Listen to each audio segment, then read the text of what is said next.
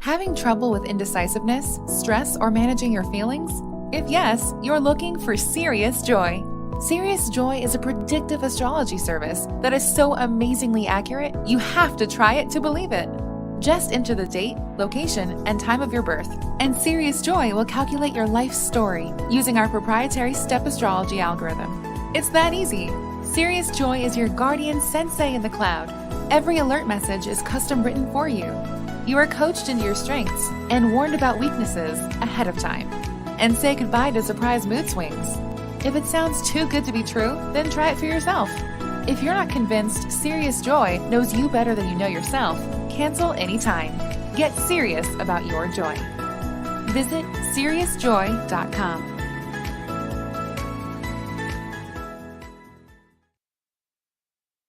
Hello and welcome to Namaste Today Live. I'm your host, Sensei Christopher Witecki, psychic astrologer, and here at your spiritual service.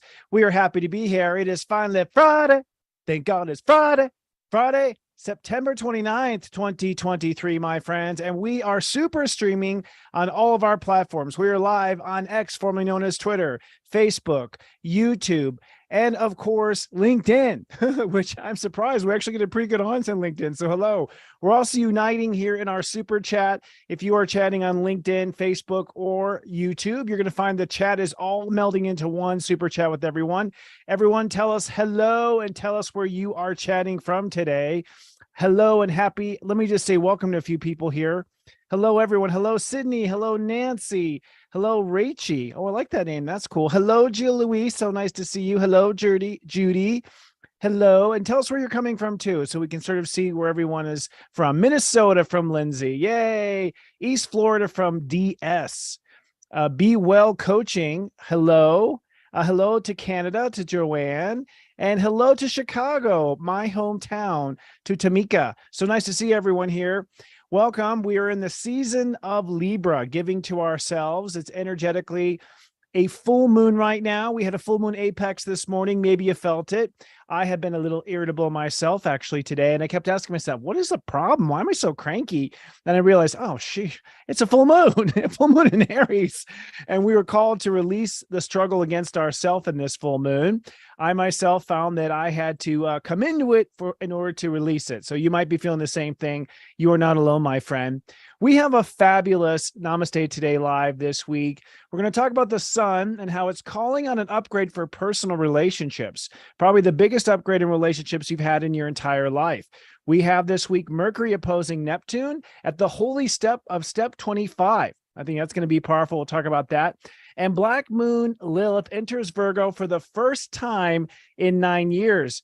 And later on Astro Mingle tonight, I have clinical health psychologist and author of Soul Health, Aligning Spirit for Radiant Living, Dr. Katherine T Kelly, PhD. She's a psychologist, she's an author, and she also does past life regressions. She connects to the Akashic records. So she's a very interesting blend of both science and spirituality. But before we dive into the magic of this week's show, let's take a look at the week's moods and your zodiac weather.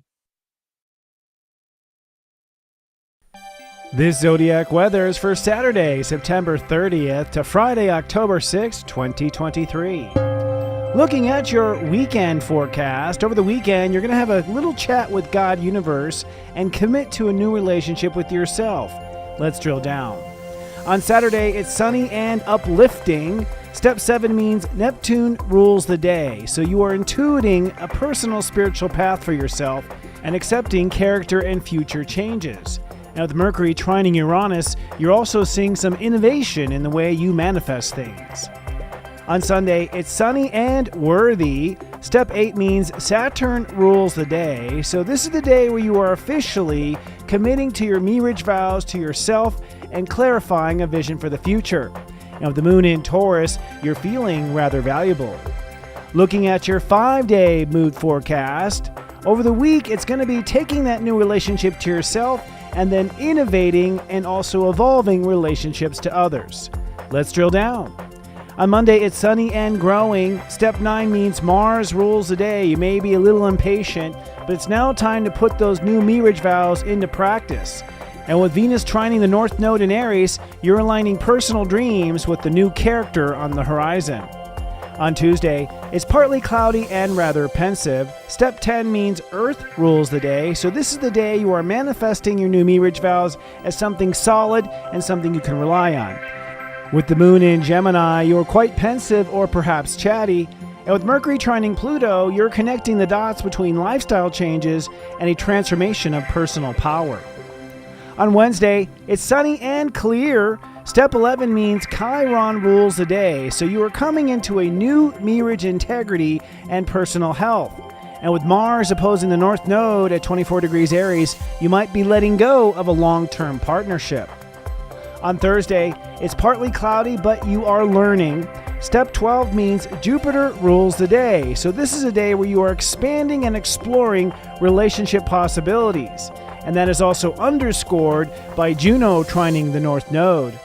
And then on Friday, it's sunny and rather alert. Step 13 means Uranus rules the day. So you may experience some relationship breakdowns. The moon in Cancer may make things a little emotional or moody, and you will go into the weekend with your eyes wide open. Namaste Today Live is fully sponsored by SeriousJoy.com. We are a spiritual-based life coaching service. And if you are watching on YouTube, please be kind and do subscribe. Hit the bell button so you're notified. And if you don't mind, please like this video so other people who enjoy astrology will find us. As I said, our home base is SeriousJoy.com, the most loving astrological service out there, I believe, in the world. We have an entire team of practitioners and spiritual life coaches. I myself do a daily podcast called The Pep Talk. We also have angelic messages every day with Devin Doer, sound healing with Kristen Ryder, metaphysics, self-study hall, and pep talks with Robbie Hunt. And we have new features in the works. I'll be talking after the show about some of our upcoming features and things that we're going to do. Now, with that, let's move on to our planets and transits.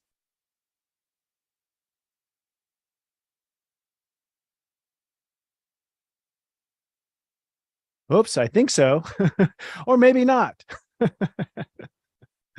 We're waiting for a little our thing here. Okay, I guess we don't have it. Planets and transits? Okay. Okay, we don't have it. Just got that from our director. Roger that. All right, well, let's just dive in then. Well, for the planets and transits, you would have seen on our little cute title card that this week is really about divorcing from public conflicts. That's what this week is about. We're going to divorce ourselves from public conflicts. But I want to take a step back on a larger picture of things and talk about the month that we have ahead. This last week, we had our Lights of the Round Table, which is a panel discussion that we do with all of our practitioners at Serious Joy once a month. It's on the last Wednesday of the month, and we go into the depth of what the following month is going to be, the next coming month. And this upcoming month, we're titling it Uniting the Light. So Uniting the Light, and we spell that with a U-K-N-I-G-H-T, basically. Unite the Light. And ultimately, this month, I believe, is going to be just that. I think that we are moving into a month of Libra, where it's now time to come together with all of the people on the same page, the people in the same like hearts. And as we come together, I think we're also going to divorce ourselves from public conflicts that we have in our life. We also, this month, are going to be raising our intellectual self-worth. But before we talk about this week, let's give you like a picture of where we are right now in human history. And I brought this up also last week a little bit, but I have some more details this week than I did last week. We're in a very unique time right now, folks, as far as the astrology is concerned. I look at astrology as the clockwork of the universe.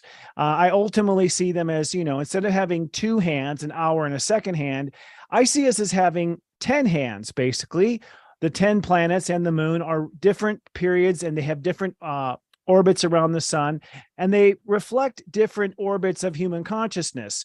Really, we are always going in the same circle in the zodiac, right? We all know that: Aries, Taurus, Gemini, Cancer, etc. But different parts of us are moving at different rates. And we can map through human history certain times and things that happen, and we can start to see the cycles of things when things come up for renewal. And I've been speaking to this, but it really is important this month, and I'll get to the gist why. Right now, every major moment in modern history is coming to a recycle, coming back to recycle. When I say major moment, unfortunately, I mean major moments of conflict. We have, for instance, Pluto now in its Pluto return. We're currently at the fourth perfection of the Pluto return. This is the final perfection of the United States Pluto coming back to where it was in 1776. Pluto, by the way, will go direct on October 10th. So that means that our transformation of power, our re-evolution, or you could say the revolution, if you want to call it that, of power, will officially click into gear on October 10th. That's a pretty big deal. Now, that cycle is every 250 years. The next actually has to do with Neptune in Pisces, as I spoke to before. Neptune in Pisces is currently this week at 25 degrees Pisces. But on the start of this American Civil War, which is April 12th, 1861, Neptune was at 29 degrees Pisces. That was the last time Neptune was at 29 degrees Pisces. And Neptune will return to 29 degrees Pisces. So it'll return to the same place it was at the American Civil War, the beginning of the American Civil War, in June of next year, June 2024. We also have Uranus in Taurus for the first time since the late 1930s. The last time Uranus was in Taurus at this degree was the start of World War II. And in fact, the last time Uranus was at 21 degrees was literally on September 1st, 1939, right in the beginning of World War II. And by the way, Uranus will return or reach its second perfection of that degree this month on October 21st, 2023, this month. So what we have there is we have Pluto already at its same place as of October 10th of the Revolutionary War. Neptune will be at the Civil War placement next June 2024. Uranus will be back to step 21 perfection on October 21st of this month. And then finally, the North Node is currently conjoining Eris. I talked about this last week. Eris is basically a 10th planet. It has a long orbit around the sun, 558 years. It is currently in Aries. It's been in Aries since 1925. It stays in one sign for 125 years. Now, Eris represents the personification of chaos, of strife, of discord, and really people standing up for their survival. The North Node conjoined Eris for the first time since 2005. Last time was 2005. It conjoined Eris last Wednesday. So we have the North Node on Eris. We have Pluto returning from the American Revolution place. We have Neptune returning to the Civil War place. We have Uranus returning to World War II place. As you can tell, we are in a moment of transformation, a powerful moment. And I believe this is really the reason we were born. I, for one, am not personally worried about this particular moment, because my heart knows I was born for this. I know you were born for this. I know the earth was up against this moment since the time I was a young kid. I didn't know the astrology as a kid, but I knew that we had a very special lifetime. And up until this point of October 1st, which happens on Sunday, right? We've been mostly working on clearing what I call the story we were born to. So looking at the karma, Neptune entered into Pisces in 2012, and I believe we've been cleaning up our karma, which means we've been facing our soul's trauma, our soul's fear, our soul's triggers, if you will, that go back into past lives. We've been clearing and cleaning those triggers since 2012. And it's only this year, when Saturn came into Pisces in March of this year, that we began to take full responsibility to remove or responsibility for those karmic issues with ourselves. So my point is, we've been cleaning up our act basically this entire year up until this point in October. And this week, we put the final touches on our new marriage, which I believe is our relationship to ourselves, those final touches. And from that point on, we now move to an external story. So I believe it's been mostly an internal story since 2012. We started to go into a world power struggle in 2020, right before COVID, when Saturn and Pluto conjunct on January 12, 2020. They both conjuncted in Capricorn. I believe it was at 22 degrees Capricorn, which is chaos. So the world has been beginning to unthread this story around power and corruption since 2020, but we've been cleaning ourselves up until this particular week. So what I'm getting to is this month in October, when I talk about uniting the light and raising our intellectual self-worth, this is the cleanest, the clearest, the most evolved, the most awake, the most aware, the most spiritually empowered we have ever been in our entire lifetime, according to the planets. This is the crispest human being, the most crisp human being you could possibly be in our entire history.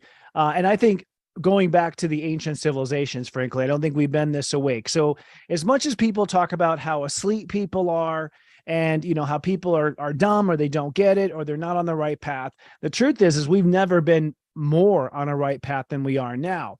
But we're also at the point, we're at the end of a cycle when it comes to power, Pluto and Capricorn, when it comes to our spiritual morals, Neptune and Pisces, when it comes to our technology and what we manifest with our technology, Uranus and Taurus. So as we move into October, I believe we're going to shift our focus. And starting this week is the point when we actually do shift our focus from our inner story of our healing to our outer story, which is the world's healing. I believe it is now time for us to begin to focus on healing the world and healing our communities and healing our organizations of humanity. And that transition begins this month in October. That's why I'm calling this month Uniting the Light, because I believe that is what's going to happen. The people who have been facing their shadow and healing and facing their trauma, those people are now more in their heart, I believe, than they ever have been in their lifetime. And I believe, and I'm standing up here and really making a call for this, that we all now begin to network with one another. I believe that it's now time, first of all, for us to unite and create a band of brothers and sisters. Those brothers and sisters would be your close connections to people that who are in the light. I'm not saying it's time for us to close the door on people who are not really wanting to work, but I do think it's time to strengthen our bonds with those of us who are on the same page for wanting a new world, a world where love and light can come to the surface and humanity can for once thrive. The truth of the matter is, as we all know, we've all been in humanity behind because of us. We've always been the ones in the way. Mother Nature very rarely interferes. Every now and then she throws in a volcano or a tidal wave or a flood, right? We do have those moments, or a meteor hits the earth. Sure, sometimes God intervenes, but 99% of our suffering is caused by us. And for the most part, it is, I think, caused by a small few that make it miserable for others. But the majority often remains silent. The majority often tolerates. The majority often does not rise up. I believe, though, that's going to change, especially with the North Node now on top of Aries, which is calling for us to stand up in our power. Now, I'm of a personal belief that there doesn't need to be any conflict. That is something I think of our old earth and our old world. I personally believe, as a life coach, that the best thing we can do is to raise the light on earth, to turn up the sunlight. So if things are getting dark and getting shadowy, to me, that means we pour on more love, that we pour on more light, and that we flood the earth with creativity. I think it's time for a creative, loving flood, to deliberately flood our world and our groups of people and with our team members, acts of creativity, acts of innovation, really just pursuing your personal dreams, going after what your heart wants more than anything. I believe that's what the Venus retrograde in August was about, was getting back in touch with our heart. And it's my belief that if we flood the world with love, kindness, unity, and respect, it will make it very difficult for those who are trying to impose shadow. So going through this month, I think this is a two-part phase this month. I believe, well, there's really three things that are going to happen. One is, I think it's time to divorce ourselves from public conflict. What I mean by that is, let's all make a conscious choice. I'm just putting out there a suggestion that I would love for us all to be a part of. I think, and I believe, and this comes from astrologically, I'm not just coming up with this out of nowhere. Mars will cross the South Node or oppose the North Node. That's how it's supposed to be said, is opposition to the North Node. But it's really crossing the South Node, which is going to be cutting cords with relationships. And I believe ultimately what has to happen is we need to cut our discord. In other words, to no longer invest in conflict in the world. Rather, I think we ought to invest in our unity, in uniting the light, in creativity, in love, and in putting out creative solutions rather than pointing fingers to things that aren't going well. I think it's very obvious what's not going well. I do think there are people out there who feel it's their responsibility to report those things, and I respect those people and honor those people. But knowing, I don't think changes anything. I think what changes things is by people in their heart and people who are creative moving forward with their creative ideas and with their love. So step one of October, I think, is to divorce ourselves from public conflicts, to starve that beast. I think we've been encouraged to fight with each other. I think we've been encouraged to, to cancel each other, to create negativity into all sorts of conversations, all sorts of things like that. And frankly, it's a waste of energy, and it's draining our spiritual batteries and abusing our light. It's a misuse of our creative power to be targeting each other. So divorcing our public conflict.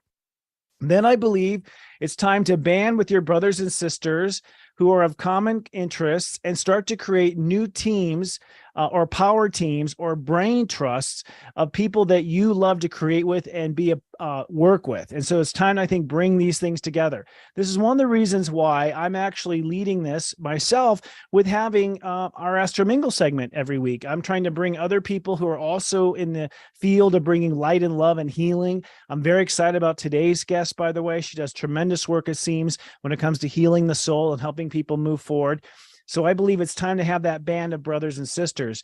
And then I believe towards the end of the month, what October is going to be about is about uniting communities together. So first, it's time to unite our community, and then it's time to unite communities into a larger global community. And I think we're already there, and the technology is already there, and the social media is already there. It's really just about our intention and us taking those first moves. So you may be familiar with the term synergy. Synergy is a concept where you have the interaction of two or more agents or forces. And what ends up happening in a synergistic moment is the interaction of those two forces ends up becoming greater combined than they would if there was the sum of the two. So in other words, the idea of synergy is if you bring two people together and they work together and they synergize their energy, they can output a number of three, like up to three people's work, three people's energy, because of the synergy between the two. Because you can the reaction of the two energies coming together is so great, it becomes a greater response or a bigger response than if you had just added up two people's output, let's say, and just counted, their work. So ultimately, I think uniting the light, what it does is it brings us into a synergy. And I believe the synergy will be a chain reaction of positive energy. And I believe that is the force we want to move forward with. Now, that is going to be what I'm encouraging, but I'm not just coming up with this on my own. Honestly, I'm reading the planets and what they have to say. Okay, people are asking about the SJ team going on tour. That's so funny you're talking about that. I'll just put that out there because I believe in synergy energy. We're already starting to talk, myself and a few other influencers, we'll put it that way, are starting to talk about creating a combined event in 2024. So I'm just going to put that out there. We are interested in a combined event. If anyone has any ideas or suggestions, go ahead and throw it in the chat, put it in the comments of this show. And after the show, I'll go and look at it. By the way, I do read all the comments, and I want to say thank you to those people who do the time codes for all 12 signs. So generous of you. I always pin you to the top and say thank you. But also, if people have suggestions, put them in the comments, not necessarily in the chat. Because I don't always go through the whole chat. I try to watch it while I'm up here broadcasting. So that said, now I'm riding high on this full moon energy. Full moon in Aries is a little intense.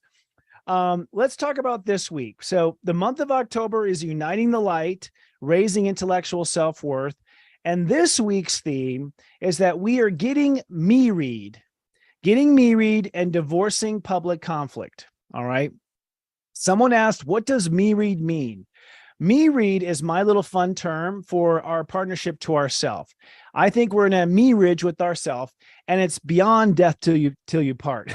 So it's like, even after you die, you're still stuck with yourself. So our mirage, I argue, is our relationship to ourselves. And I believe it's one of the components that has been missing from our education and our leadership on earth. I talked about this last week. No one ever tells you in school how to be a better person to yourself. They expect you to be a better person in society.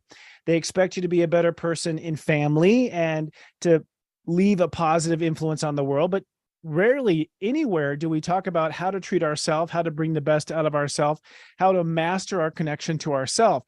There's a few exceptions, of course. I think people who are in sports, they learn how to really maximize their relationship to their body. Performance artists like ballet or gymnastics or ice skating, these are all people who really master their relationship to themselves, at least on an athletic level. Musicians master the relationship to their talent. Artists master the relationship to their ability to do art. So we do have some mastery with ourselves, but we really don't take a lot of time or focus on looking at ourselves, looking at our pain, and consciously deciding to evolve ourselves to a higher place. That, my friend, has been very rare. And I think that is the mark of the new age.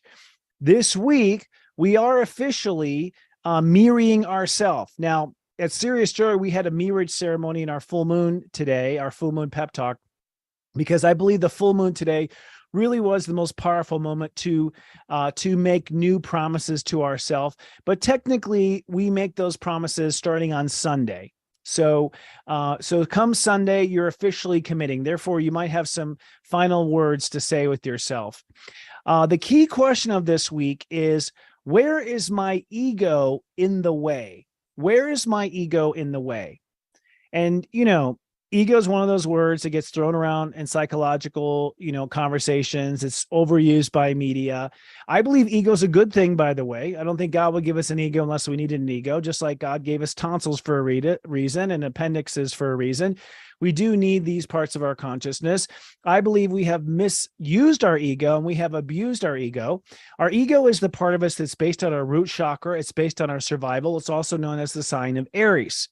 And right now, the earth is in Aries, as the sun is in Libra. The earth is in Aries, or our back is to Aries, if you want to call it that.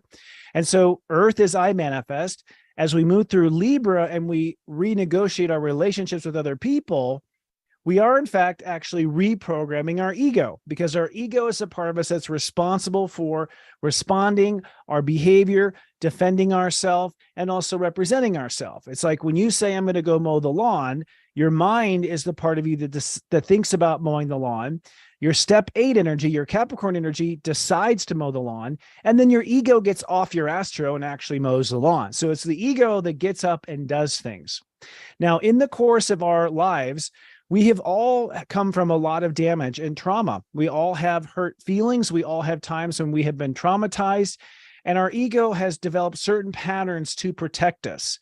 But I believe that as we come into our new relationship to ourself, the one way to implement this new relationship to yourself is to get your ego to stand down, because the ego is still in that fight or flight mode, most likely, and has been trained like a Pavlovian dog experiment to react, to resist, to fight. And I believe that in most cases, when we are stuck and can't move on, our ego is the one that's digging in and refusing to change, not because it has the right position or it's doing the right thing for our heart, but more because it has been trained to protect us. And so it is moving into automatic protection mode, even though the threat that created the trauma or the original disease is no longer apparent. And so this week in particular, if you're having trouble stepping into your mirage, if you're having trouble adjusting to a relationship out there, it could be that your ego is resisting or fighting or struggling, or maybe even fighting yourself. I mean, I can remember a time when I was dedicated to my heart and really investing in my heart. Saturn was in my 5th house, actually, at the time, if you want to know the astrology. And And at that time, I really tried to actively love myself on a better level. I tried to raise the bar on how I love myself. And my ego was kicking and screaming the whole time. I was so angry that I was forcing myself to go have fun. Like, seriously, I was biting myself and I was snipping at other people in the house. And it was really interesting. And my wiser self was watching, going, wow, this is funny. Why am I getting so angry about loving myself? And I realized that my ego was defending my inner child. My inner child had never had that attention from me before. It never had that attention growing up. It never had that love growing up. And I was actually angry that I didn't have it growing up. And my ego was trying to be a party pooper, not because it was a good idea, because I was finally waking up and doing it for the first time in my life, but I think it was because my ego was so used to defending my inner child that even when something good came in, the ego went on automatic defense mode. So paying attention to what you are resisting and why, I think, is a big part of this week's success, and probably having to stand down the ego in certain areas, which will feel very, very nerve-wracking, by the way. It'll feel most likely, you might feel vulnerable. You might even get angry when you tell yourself to stand down. You might want to rebel and, push it otherwise, to go too far otherwise. And for some of us who are less awake or conscious, your ego might want to take it on other people. By the way, sometimes my ego wants to take it on other people. I catch my ego wanting to do that, but it's still an impulse, even for someone who has been working at this for 17 years, consciously and actively, to try to innovate and enlighten. So the key question this week is, where's my ego in the way? I think that's going to be probably the only obstacle, is ourself getting in the way of our own self and our own growth. So let's look at the course of this week and what we're going to go through astrologically. This week goes from Saturday, September 30th to Friday, October 6th. So from September 30th to October 6th, we go from 7 degrees Libra to 13 degrees Libra. And ultimately what that means is we're going to put the finishing touches on our relationship to ourself. You will commit to your relationship to yourself on Sunday. You will put that into motion on Monday, and you will hold space for it to come together on Tuesday and Wednesday. So from Saturday till Wednesday, you're coming into a new marriage with yourself, a new relationship with yourself. And by coming into, I mean practicing. All right. So for instance, if you've committed to paying attention to your feelings more often and being more sympathetic to yourself, you're not just going to get it with a snap of a finger, and your ego has to be retrained with the Earth and Aries. So ultimately, it's about practicing. I like to say practice makes master, and that's what's going to end up happening between Saturday and Wednesday, is that you are mastering this new relationship with yourself. From Wednesday until Friday, we then begin to expand our perception of our relationships into our outer life and to the relationships we have with the people we work with, the people we live with, the people we do business with day to day. And by Friday is going to be 13 degrees Libra. And in my system, 13 is Uranus. Uranus is breakdown. And so I am predicting that there could be some breakdowns in relationships that you are having with other people somewhere between Thursday and next Saturday. Just putting that out there. And why is that? Well, it's because we're at a very powerful growth moment right now. And so I don't know if you've gone through this or paid attention to this, but when you grow and someone in your family doesn't, they have this saying called misery loves company. A lot of times people try to hold you back, because by you growing, you're revealing that they are not growing, and their ego, their inner child, gets upset and doesn't want that to happen. They don't want to be abandoned. They don't want to be left behind. Now, I don't know why. It's just human nature. It doesn't always occur to most people to actually try to catch up. Instead, most people instinctively, coming from the age of Aries and age of Pisces, most of us will try to hold the other person back or get into an argument. So the point is as you start to pull out in front, okay, as you start to evolve into this new place and this new energy, it's highly likely it's going to cause a little discord and a little bit of tension at minimum with certain relationships in your life. Now, does this mean that we should give up on those relationships? Absolutely not, actually. In fact, Devin Dewar, our angel reader on Serious Joy, she was channeling from the angels a couple of really important messages. One message she channeled was actually to give people a little bit more time to be able to come into their awareness. So give people time to adjust, give people time to catch up, give people time to decide if they're going to be on the same path with you or not with you. That's important. Another couple of things that Devin said for this week is that it's time to up our care for ourselves this week, which is true. That's what the astrology says also. It's time to stand in our new mirror with ourselves. It's time to care for ourselves even more. And the other thing that Devin said this week that I just want to throw out there, because I do weekly meetings with Devin, is to celebrate the way you move forward, the way you move away from things. So if you do find yourself moving away from something that's held you back or a relationship that's held you back, rather than mourn or fall into a sadness around it, try to celebrate the reasons why you're moving forward and why you're moving on. Turn that transition into a joy instead of being a burden. And by the way, with relationships, we are talking about relationships with one another, but we're also talking about relationships to other things, like relationships to exercise, a relationship to alcohol, relationship to sleep, relationship to your job, relationship to your car. It's how we relate. That second decan of Libra is how we relate to everything. So this week, you're going to finalize your mirage to yourself, and then you're going to start to explore your outer relationships and start to feel whether or not those relationships are in sync with you, and begin to realize probably by Friday that some are not going to be on the same page, which means it's going to be a transformation, an elevation, or maybe an ending. And by the way, we probably won't have official endings to relationships until Scorpio. So I recommend to everyone out there, you may realize that you're no longer getting along with your lab partner at school. You may realize that a romantic relationship isn't on the same page anymore. But I think as far as the energy is concerned, I would personally wait until Scorpio before drawing any lines or coming to any conclusions. Libra is about understanding where we're out of balance, and Scorpio is about cutting the cords, closing the door, and changing the tune. So this gives everyone the most time to actually to adjust and find balance and find their equilibrium. Now, Mars this week goes from 22 Libra to 26 Libra, and it will cross the South Node in Libra. In fact, it crosses the South Node on, let me just look here real quick, on Wednesday. So cross the South Node on Wednesday. That is the point of divorcing our public conflicts, So if you have, let's say, a conflict with the world, I'm suggesting that you no longer participate in that conflict. If you cannot put the issue down, then go focus your energy on the solution, but don't allow yourself to be drained by the conflict anymore. I think this is going to do a massive transition of energy. This isn't you giving up. This is you taking another approach. And Mars crossing the South Node says, for the purpose of peace, 24 Libra, that's a Grandmaster Libra degree, by the way. So for the purpose of peace on Earth, it's now time to cut our energy of where we've been giving energy to conflict. This would also mean that we might disassociate from certain society, aspects of society, perhaps disassociate yourself from a brand or a company.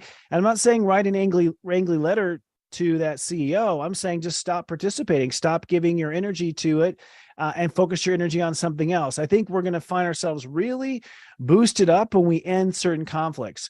So Mars going from 22 to 26 means that we sort of trailblaze what our long-term relationships are going to be like. We sort of make certain cuts to relationships that are draining us and holding us back, and we divorce ourselves from public conflict. Now, Mercury this week moves from 22 degrees Virgo all the way to 2 degrees Libra. So our mind is going to be very buried in the details this week. You're going to be thinking about all the things you have to do. You're going to be shoring up contracts, creating alliances. I don't know if you got worn out with the sun in Virgo. I sure did this year. I mean, this is a really heavy Virgo transit. There's so much going on. I think the Mercury retrograde and the Venus retrograde sort of held things back for a long while. And then we got to Virgo and suddenly, oh my gosh, I have this stuff I have to do. Mercury this week is our mind will be very focused on all those details. And by the end of the week, when Mercury enters into Libra, and Mercury moves into Libra on Wednesday, so on hump day, Mercury moves into Libra, our mind will move from details to on ourself. So I want you to understand that you're going to have a lot of good intentions and a lot of commitments to be there for yourself, but your mind won't really be fully on that page until Wednesday, just to give yourself a little understanding. So give your mind until Wednesday to get it. I think the mind is going to be bogged down with details and tasks and things that need to be done. So looking at the emotional spectrum for this week the moon moves from Aries all the way into Cancer. It's actually now full in Aries. So again, tonight we're going to have, the moon is still full. It's past its apex. But now it begins in Aries. So we're going to feel a lot of we're going to feel our strength, feel our ego today, and we're going to feel our ego tomorrow. Now, because you're feeling your ego today and tomorrow, this is the time where you probably have to tell your ego to stand down. Like I did today at the store. Like I was at Guitar Center today because my microphone stand broke. So I had to go buy, and I was so pissy. I couldn't believe it. I realized like, oh, it's a full moon in Aries. So this is just the old ego fighting for stuff. I think my ego was mad that I had too many things to do in Virgo and too many tasks to do. And here was yet another one. But you will feel your ego today. You'll feel your ego tomorrow on step 7. Tomorrow is a spiritual day, step 7. So you'll probably kind of relive some of your karmic losses with step 7. So you're going to maybe relive some of the times when things weren't great. This is all part of your mirage and getting to know yourself and understanding how to be there for yourself. So you sort of have this history of yourself with your moon in Aries, and that might cause a little bit of, frustration or your ego wanting to act out today or tomorrow. But that's the old ego that needs to be redirected to positive new things. Then on Monday, emotions shift to real productivity. Sunday, the moon moves into Taurus on Sunday. So our feelings then move into our self-worth, our productivity. So Sunday and Monday feel very, very productive. It's a great time to manifest. Your feelings will be on board. You're going to feel what you're worth. You're going to feel your potential. It's a great time to invest in yourself. Tuesday, Wednesday, and part of Thursday, the moon is in Gemini. I can see it here in the little graphic. Woo. Oh, look at that. Okay, I'll get to know this. I'll figure it out. The moon is in Gemini. And so really, if you have to have a conversation with someone, I would wait until at least Wednesday, to be honest. Once Mercury moves into Libra and the Mars opposes the North Node and conjoins the South Node, because that's when you're going to be 100% yourself. You're not going to be projecting as much as you would otherwise. And you can probably have a really good conversation. And you might want to start to have that conversation like, hey, I'm growing on the inside. Where are you growing? What are you doing? Starting to evaluate, are we on the same page? So the moon is in Gemini, very communicative, lots of great ideas. That's part of Thursday. And then the moon moves into Cancer Thursday, in the second half of Thursday. And then on Friday at step 13, step 13 is a breakthrough step. The moon is also in Cancer on Friday. So be careful with what you say or what you do on Friday, because I think people, if they've been ignoring certain situations in a relationship where it's been unfair, or someone hasn't been, showing up like they're supposed to, or they're dragging their feet on the relationship, it's going to maybe come to a boil next Friday. So I'll probably be a little cranky next Friday too, just so you know. So give myself full on permission. So that's the spectrum of the week. It's going to be a little this weekend and next weekend, a little moody, but during the week, productive and a lot of good communication. So I've already spoken to Virgo with Mercury in Virgo. So, with Mercury in Virgo, like I said, we're doing a lot of task mastering, but Black Moon Lilith has now moved into Virgo as of Wednesday. Black Moon Lilith moves in, Tuesday, on Tuesday, Black Moon Lilith moves into Virgo. Now, this is going to probably be quite a shift. For those who don't know, Black Moon Lilith is our fear and our trauma. So our fear and trauma has been around the heart for the last 9 months. That's how long Black Moon Lilith stays in the signs. It stays in a sign for 9 months and it returns 9 years later. Kind of interesting with the nines. So Black Moon Lilith moves into Virgo, which means we start to face our fears and trauma around first health and issues with our body. So I believe people are going to start to rid themselves of trauma in the body starting on Tuesday. And the last time Black Moon Lilith was in Virgo, just so you know, was November 27th, 2014. That was the last time Black Moon Lilith went to 0 degrees Virgo. I work with the mean Black Moon Lilith, by the way, which is the average, because I find that to be the most accurate in people's natal charts. But it does mean that there's going to be a lot of facing fears around health and facing trauma in the body. Now, where this is a little dangerous is, a lot of people are having medical issues right now. And so I think that the emotions around medical conditions are going to rise. We may face some of our trauma from COVID starting now. So for those who, when COVID hit, it was mostly about survival. You go into a fight or flight sort of spectrum. And so when you're in the fight or flight, you sort of put aside the trauma that you're going through because you're so focused on surviving and getting out of that situation. So I'm predicting that our COVID karma starts to catch up to us actually with Black Moon, Lilith, and Virgo, and we start to face the trauma emotionally that we endured during the COVID season, particularly trauma with the body. And that trauma could just be the result of living in fear for a long time. That's going to be one of the questions I'm going to talk to Dr. Katherine T Kelly about today. She's written a book about for nurse practitioners and medical community about how they face their COVID trauma. So her timing on this show could not be more brilliant. It's all God's doing, and Noel Way, our producer, working with God. So I will say Black Moon, Lilith, and Virgo does mean that Virgos, Virgo risings, and Virgo moons will be doing a long-term purge for the next 9 months, a long-term purge of your fear and trauma for the next 9 months, starting on Tuesday. Again, the last time you went through this was November 27th, 2014, and it lasted for 9 months. So you can go back to that time and think about what did you go through at that time? What were some of the themes? Again, Virgo risings, Virgo suns, and Virgo moons are the most affected. Now, in the world of Leo, we do have the wrap up of Black Moon, Lilith, and Leo at 29. She wraps up. So there may be some fear, some final moments of facing fears that your heart won't get what it wants up until Wednesday. But I think we probably faced most of that fear. One thing about fear is it usually comes up right away. It doesn't waste time. So you probably have already faced that fear in my experience as a practitioner. And Venus this week goes from step 14 to step 18, Leo, which means our heart will be making a hard commitment to a creative direction or a love affair this week. So your heart is ready to commit. It's time to maybe pop the question for people. Actually, I think I have my Venus wrong here. Excuse me. I have the wrong degrees. Venus is actually moving from 22 degrees. I think it's an old note. Forgive me. Venus moves from 22 degrees to, what's the ending degree here? I'm looking up in my notes, to 27 degrees. So we're committing what our heart wants in the big picture of things, actually. So it's not just a simple love affair. We're committing to the long-term love affair in our heart this week with Leo. And one thing interesting about this spectrum is Venus, of course, working with Juno. Juno's been working right with Venus, which means that our heart is really getting married to a creative direction. Our heart is getting married to a big picture of something that our heart wants.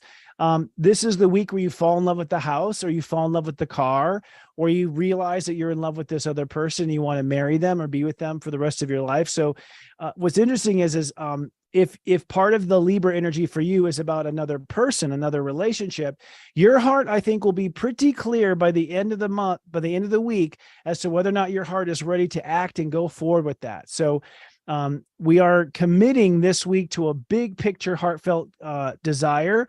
And I'm looking to see Venus is at 27. So come Wednesday. So Wednesday's the day your heart. So Wednesday hump day seems to be the hump day. Mars conjoins the South Node. Mercury moves into Libra, and Venus hits step 26, which is the I do, the time for us to commit. So it seems like we know whether or not it's going to work. If you've been toying with whether or not to make the purchase, or whether or not to ask someone to be with you on the long term, or for you to do a long-term commitment with the heart, Wednesday is the day you know. Thursday and Friday is when you want to act on that. Now, in the world of manifestation, which is Taurus, we have Jupiter and Uranus both in that sign right now. This week, Jupiter goes from step 14 to step 13. It moves to step 13 on Thursday, and Uranus is at step 22 the whole week. Now, what does that mean? Well, you probably know from watching earlier, since I came back on the air in May, Jupiter has been at 13 with Uranus at 22 before. Both of those net to a 4. So ultimately, that means that as of Thursday at 2:38 p.m. Eastern time, we open up a vortex of manifestation. What's a vortex of manifestation mean? It means that suddenly things become very fluid, pliable, and can ultimately transform and change. What this means is that you may not have been able to secure the loan, or you may not have been able to figure out a way to produce something. It could be like a Thomas Edison moment where you've been coming up with different failed versions of a light bulb, and you haven't been able to figure out the right way to manifest it, or to come up with that brilliant idea that makes it all fit together. But when Jupiter and Uranus are both at net 4 degrees, they both become interdimensional, which means that it opens up the potential for miracles, for mass manifestations, for us to manifest something that we normally are incapable of in our normal state of being. So things hit sort of a magic spot this Thursday after 2:40 p.m. Eastern time, and will stay that way into next week. I'll talk about it next week, but it's definitely a time to try something new or to go for it. If you're trying to get a loan, or you're trying to find some sort of investment and find people to join in something you're creating, Thursday afternoon into Friday is the most powerful time. And Friday, although it's sort of a breakthrough day with relationships, it could also mean that you find that person you've been looking for to work on the team, or you find that financing. So there's potential for breakthrough after Thursday with manifestation. In the sign of Aries, our ego, where the earth is, we do have Chiron at 18 degrees, but Chiron moves to 17 degrees this week, which means that you've been facing traumas around making mistakes with Chiron at 18 degrees. But Chiron going to 17 degrees means that we start to shift and face trauma around having made the wrong decision. So the fact that we're going to face fears around making the wrong decision, or injuries around making the wrong decision, tells me we're probably going to be up for making a major decision. And that happens on Thursday. So usually when we start to face the fear around something, it tells me that we're actually going towards that in our life. So it's highly likely that there's a big decision, maybe a life-changing decision, maybe relocation. Maybe you want to ask someone to be with you because you're realizing with Venus in the high degrees that you're going to love this person forever, or you're going to love this job forever, or you can love this project forever. So it does look like we're on the precipice of a major commitment, maybe to someone, maybe to something, because Chiron is showing that we face our trauma around the times we failed. So if you have times coming up in your head of when you made the wrong choice, maybe your first partner, like your first wife or your first husband, that would be normal. That would be actually a sign that you're on the right path, because you're clearing the trauma and the mistake energy of the time that didn't go the way you wanted to. I personally believe there are no mistakes in life. They're all preparations for the future. So as far as I'm concerned, my first marriage was preparing me for the best marriage I end up in, but it's all in how you frame it. The North Node stays at 24 Aries, and it is conjuncting Eris. So that does mean that, again, the universe is saying it's time to aim for peace. North Node at 24 Aries. 24 Aries is peace. It is compromise. It is win-win solutions. So although Eris is calling for us to band together with our brothers and sisters, to stand up, to not be afraid of discord, to fight for our survival, that step 24 says, for the purpose of peace, for the purpose of equality, for the purpose of fairness and justice for all, which, by the way, is the sun in Libra. It's about justice and fairness. So although the universe is showing a lot of conflict, the universe is also saying it's for the purpose of peace and tranquility. Capricorn, as I mentioned, Pluto is in Capricorn at 27 degrees. What's interesting is Pluto does go direct on October 10th. That will be, by the way, next Tuesday, a week from Tuesday. So that means that if there's going to be a power grab or something funky going on with big power organizations and institutions, likely to happen next Tuesday. Or starting next Tuesday. So again, you want to get your band of brothers and sisters in the sense of kind of knowing who's with you and who's on the same page, and start to focus your energy not on the conflicts, but on the solutions to be ahead of that curve. And then lastly, karma-wise, Pisces. We have Saturn in Pisces all week, retrograde at 1 degree. Neptune in Pisces goes from 26 to Grandmaster 25. And it goes to 25, I believe, on Tuesday, or is it actually on Sunday? So it's got one more day at 26. What that means is that we are rewriting our destiny. When Neptune is at 25 degrees, it's now at its, I think this is the third perfection, maybe the fourth perfection at 25. We rewrite our destiny is what ends up happening when it's at 25, because 25 adds to a 7. Neptune is 7. Pisces is 7. So it's the planet of 7 at net 7 and the sign of 7. 777, just like in a casino, right? So what that means is when you have 3 sevens like that, we're rewriting our spiritual destiny. Rewriting meaning that the essence of who we are, our soul, is now moving on to the next bucket item list in our heaven list that we did on heaven or whenever we created it. We're moving on to the next storyline that we want. So again, the fact that Neptune goes to 25 right after we get married with ourselves tells me that destiny was waiting on you to take responsibility with yourself and to be on your side and to really be the best friend that you've always looked for. That was the last mile before we can move on to the next spiritual narrative. So the quicker you finish your vegetables, son, the faster you can have your dessert, as I used to say to my child. So it does look like it's going to be a powerful spiritual week. With Saturn at 1 degree Pisces, it means that it's now time to end karma you have with how you love yourself. So if you have traditionally abandoned yourself or, never rewarded yourself, like always promised yourself to love yourself, but then you kept, raising the stakes and never getting to that self-love destination. If you've been bitter, if you've stayed in your hurt, whatever your pattern is with your karma and loving yourself, Saturn is saying it's time to relieve that karma. It's time to forgive yourself. It's time to heal that trauma. It's time to be compassionate to yourself. As I mentioned, it's time to unite the light. People need to get their own selves in order, because for this point forward, after about the second week in October forward, it's going to all be about healing the earth and no longer healing ourselves. We're going to be so tied up in healing the earth. We're going to have very little time to go back and heal parts of ourselves. So finish your vegetables so we can get on to the dessert. That's the best way to put it. All right. I am really pleased. Although this full moon is a little jarring and I feel like my words are coming out in crazy ways, we're actually moving pretty well with time. Let's take a quick look at a couple of charts of the week so we can all see what I'm talking about here.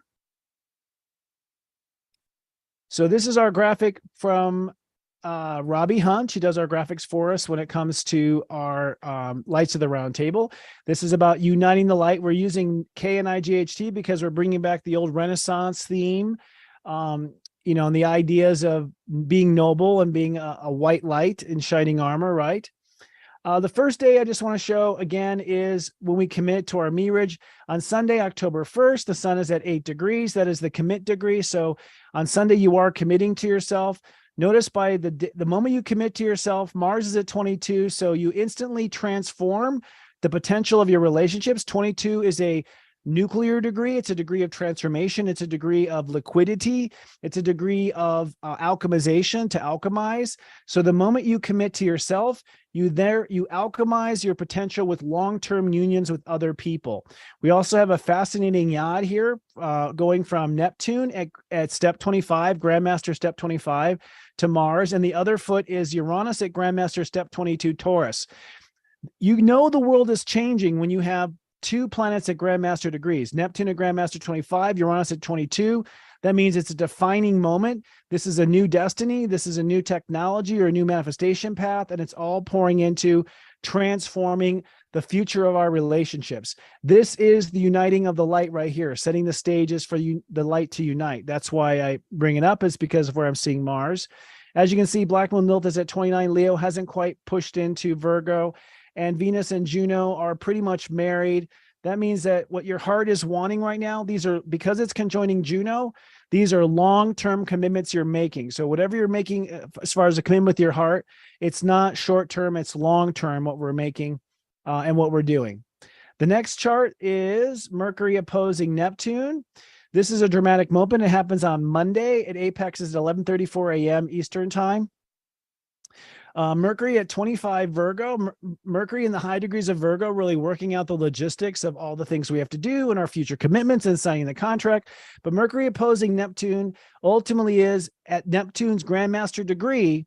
This is probably a change of fate and destiny that happens again on Monday, a change of fate and destiny, literally by the things you commit to in your lifestyle. Being the cause of this change. Also, notice we have a yod pointing to Neptune from Venus at Grandmaster 24. Venus at her Grandmaster degree, 24 nets to a 6. 6 is Venus. So we have Venus at Grandmaster 24 and Mars at 23 Libra, all pointing towards that destiny. So we have a lot of, whenever you have this many yods, this is fate and God's influence coming into action, basically. Notice that at this moment of Mercury opposing, so Mercury opposes Neptune, and at this very moment, the moon conjoins Uranus. That's a magical moment there in personal history. It does, to me, this is a change of fate, and this is a change of reality. Taurus tends to be what ends up turning out to be in reality. It's the manifestation. So, you could have been on a path for destruction until Monday at 11:34 a.m. because this is a moment where fate can change looking at these planets. Here we have on Monday also a little bit later, 2:45 p.m. The last thing I showed you was at 11. So on the day of Monday, after we have that opposition, we do have Venus trine the North Node. So Venus at 24, Grandmaster 24, trines a North Node in Aries. So this is basically us connecting what our heart's desires are, our creative projects. Again, this is what's going to save the earth. You creating that light, that love, that artistry, you following your dreams. That's what's flooding the earth with goodness and God consciousness and God energy. And what this basically says is we are uniting our creative purpose with the character we are becoming. The North Node in Aries is defining new characters. So we're all becoming new characters. And then the final chart I want to show you is when Mars opposes the North Node, or in fact conjoins the South Node. Here we see Mars. Notice there's a yod, again, a yod here from Uranus and Neptune, both at Grandmaster degrees, and Mars crossing the South Node at Grandmaster 24. 24 is a Grandmaster of Libra because it adds to a 6. So again, all these Grandmasters mean that life is changing. If it's not a Grandmaster degree, then it's a subtle change. When it's a Grandmaster degree, it's a profound change. So this is the point here on Wednesday at 12:06 noon Eastern time. This is when you want to divorce your public conflict. That's how I look at Mars conjoining the South Node. We're divorcing our public conflict for the purpose of developing our peaceful character and our peaceful solution. So I guess you can complain on social media and tell as many people as troll as much as you want until Wednesday. Okay. That's when you want to stop trolling, is on Wednesday. All right. I'm real happy with the timing of things today. That is pretty much our planets and transits, but it's now time for your own personal zodiac horoscope. Go steep yourself some tea, my friends, and let's have our weekly tea time.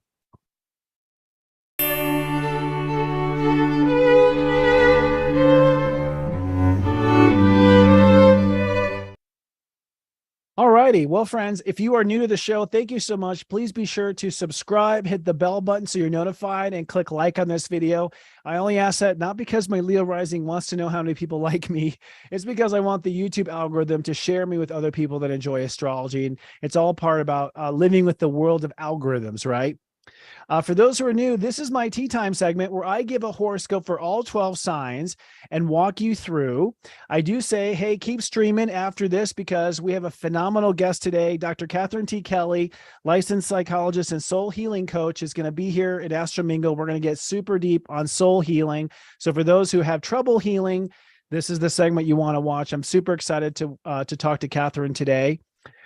For our horoscopes, I want to talk for all 12 signs about 4 different topics. This week's going to be a little, what's the word?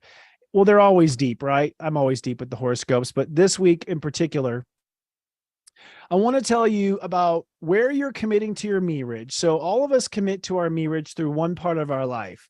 And I said this last week. Aries are the only ones who commit literally to their mirage, but like Tauruses do it through their health, Geminis do it through their heart, Cancers do it through their emotions, everyone commits to the relationship themselves through one part of their life. That's the playground. That's the Geppetto workshop. That's the place where you do your relationship work with yourself. And then it applies to the rest of your life. And this is based on how signs tend to operate. So we're going to talk about where you are committing to new marriage vows on Sunday to yourself. Then as the sun moves into 11 to 13 degrees Libra, up into a potential breakthrough next Friday, I want to talk about where you're going to now start exploring your options for new relationships. So we start to look around at our brothers and sisters, and we start to see who's going to be here for the next chapter with me, who's going to be part of, my work on Earth, or who's going to be contributing to what I bring to the planet to help the planet move to what I call utopia versus dystopia. Will it ever be perfect? No, but we can certainly aim for a more perfect way, right? A more perfect union, as our Constitution says. Then I'm going to talk about Mars on the South Node. So when Mars crosses the South Node, what it means as far as where you are being called to divorce public conflict. So I'm going to talk about where you're divorcing public conflict and for what the North Node is. So you're divorcing conflict for the purpose of the North Node. So I'll talk about what that is. And then I'll talk about your golden egg project, which your heart is marrying in the long term. Remember, I said our heart is going to be trying to connect for something in the long term, whether it's a creative project, a personal dream, a romance, maybe creating a child or bringing a child on earth. That's the highest form of creativity you can do. I'm going to talk about what you are connecting to that new character. So it's going to be your relationship to yourself, where you're focusing on relationship with others, where you're divorcing public conflict and for what purpose, and what are you aligning in your heart with that purpose, okay? And this will be, again, a bit more obvious when we go from sign to sign. So let's just go ahead and start with Aries. Aries is committing to a new relationship to themselves. Aries, this is a very important time because you have, been struggling and doing a lot of healing with your ego, a lot of your battles you've gone through. Chiron is at 17 degrees this week. So you're really ready to start the new version of yourself. It doesn't matter where you've made mistakes in the past. It doesn't matter where you've had false starts. It doesn't matter where you've given up. It is absolutely time now to be the ally that you need, to be the hero you've always tried to be for others, to stand up and be there for yourself and really fortify your marriage to yourself, because you do go for things that most people would not go for or try. You have this hero complex a little bit. You try to be extraordinary, which we love, but you don't always support yourself until after you've had a mistake or hurt yourself. So it's time to be there for yourself as you move down this new journey of the North Node in your high degrees. You're being called to redevelop your character right now. So you got to be that coach to yourself to get there. As we move through the week, come Wednesday and onward, you're going to start to re-explore your option with your relationships to others, to people, places, and things. So as you are coming into this new light, you may not feel like you relate anymore to certain people, places, or things. And by Friday, if something is not serving you, it'll be painfully obvious at 13 degrees, the sun. Where you are ending public conflicts is with partnerships and marriages. So you're ending conflicts with partnerships and marriages for the purpose of building your character. All right. So ending conflict with partnerships or marriages for the purpose of building your character. They're in the way of this new character. You're also aligning your heart's dreams and what your heart really wants, whether that's a love affair or a creative project or a personal dream that you've always had. It too is aligning with your character. So in essence, it's time to cut the cords to any conflict you're having with people in a long-term fashion. And it's time to channel all of your heart's dreams into this new character you are building. Taurus. Tauruses are creating a new marriage relationship and commitment to their health. So it is now time to commit to your health. By the way, health includes how you live in the moment. So do you live stressful in the moment? Do you live behind all the time? Do you live, lazy in the moment, always on the couch looking at social media? So health is also how we live moment to moment, is our present. So it's time to commit to a new presence, basically. You're committing to being present in a different way. That's your marriage, is how you are present. All right. Then as the week continues from Wednesday forward, you're going to explore your options with daily lifestyle and work. It's time to start to innovate how you work, how you live, what your schedule is. You want to get your schedule on the side of your greater goals. And so you're going to start to reevaluate lifestyle and day-to-day life. You are cutting conflicts that you have with public conflicts in your lifestyle. So if you have a conflict, let's say, with someone you work with, or you have a conflict with a vendor you work with, or you're always getting things turned in late from, some company that you have contracted, it's time to end the conflicts you have in work, in lifestyle, in situations in lifestyle. Those conflicts are going to hold you back at this point. And this is for the purpose of greater faith. It's eroding your faith, these conflicts in day-to-day life, Taurus. Hi, Jenny Pepper. I just saw it pop up. Now, also for the purpose of faith, it's time to also really invest your heart in long-term emotional security or home and family. And a home, family, and long-term security investment is also going to be helping you with your faith. So your faith will be built this week, Taurus, by ending conflicts in your lifestyle and really developing a solid emotional foundation, or not just emotional foundation, home, family, or situation. Geminis have a new mirage to their inner child. So it's time on Sunday to commit to your inner child, to be there for your inner child. That means that you're listening to your heart. You're not thinking about what your heart wants. You're actually connecting to your heart and finding out what your heart is telling you. So you commit to a new relationship to your inner child. It's time to adopt that orphan, Gemini. Then as the week continues, you're going to start to explore creativity, relationships, your relationship to your children, if you have children, your relationship to a creative project, things that your heart wants to do on a creative level. Where you have to cut off public conflict is with personal dreams or love affairs. So if there's some sort of creative project that is creating conflict, a romantic relationship that's creating conflict, a relationship to a child that's creating conflict, it's time to end that conflict. Okay. We're not saying end the relationship to those people. We're saying it's time to end the conflict. The conflict can no longer go on. Negotiate a peace treaty. Now, what this is going to do is this is going to free you to find out who you're meant to be in the world. Your conflicts in your heart are preventing you from being who you want to be in the world. That's what the planets are saying. So if you didn't have these heartfelt conflicts, you could be who you really wanted to be. The other thing that's going to pour into this, as well as your great ideas, it's time to channel all your great ideas into being this new character in society. That could be a plan, a strategy, an invention. It could be something that you are masterminding, like a document or a script or a book. It's time to channel all those good ideas into being this new character in the world. Cancers are developing a new mirage to their relationship. So Cancers, your relationship to yourself is all based on your relationship to your feelings. So it's now time to commit to your feelings and commit to being there for your feelings like you never had before. And this may not be that you're failing at your emotion, but maybe you're trying to do something big in the world, like be the boss or run for political office or be the head of the school board. So maybe you have to commit to your feelings because you're facing things that make you anxious, facing things that are tough, facing scary things. So it doesn't mean you're failing. It may be that you're growing and you need a better relationship to your feelings in order to get there. Now, as the week progresses, you're going to expand that to exploring new options for your relationship to family and your relationship to your emotions. Okay. Emotions would be passion, would be anger, would be these long-term emotional trends that you've had. And so it's time to alter your relationship to those other family members. It could also be roommates, people that you live with day to day that infect your emotions or affect your emotions.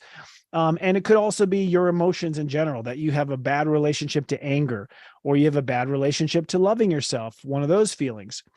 Where you're going to cut off public conflict is in the home or with family members or extended family members. So it's time to end conflict in the home, time to end conflict with the home. So if you're having a conflict with your landlord, it's time to end that conflict.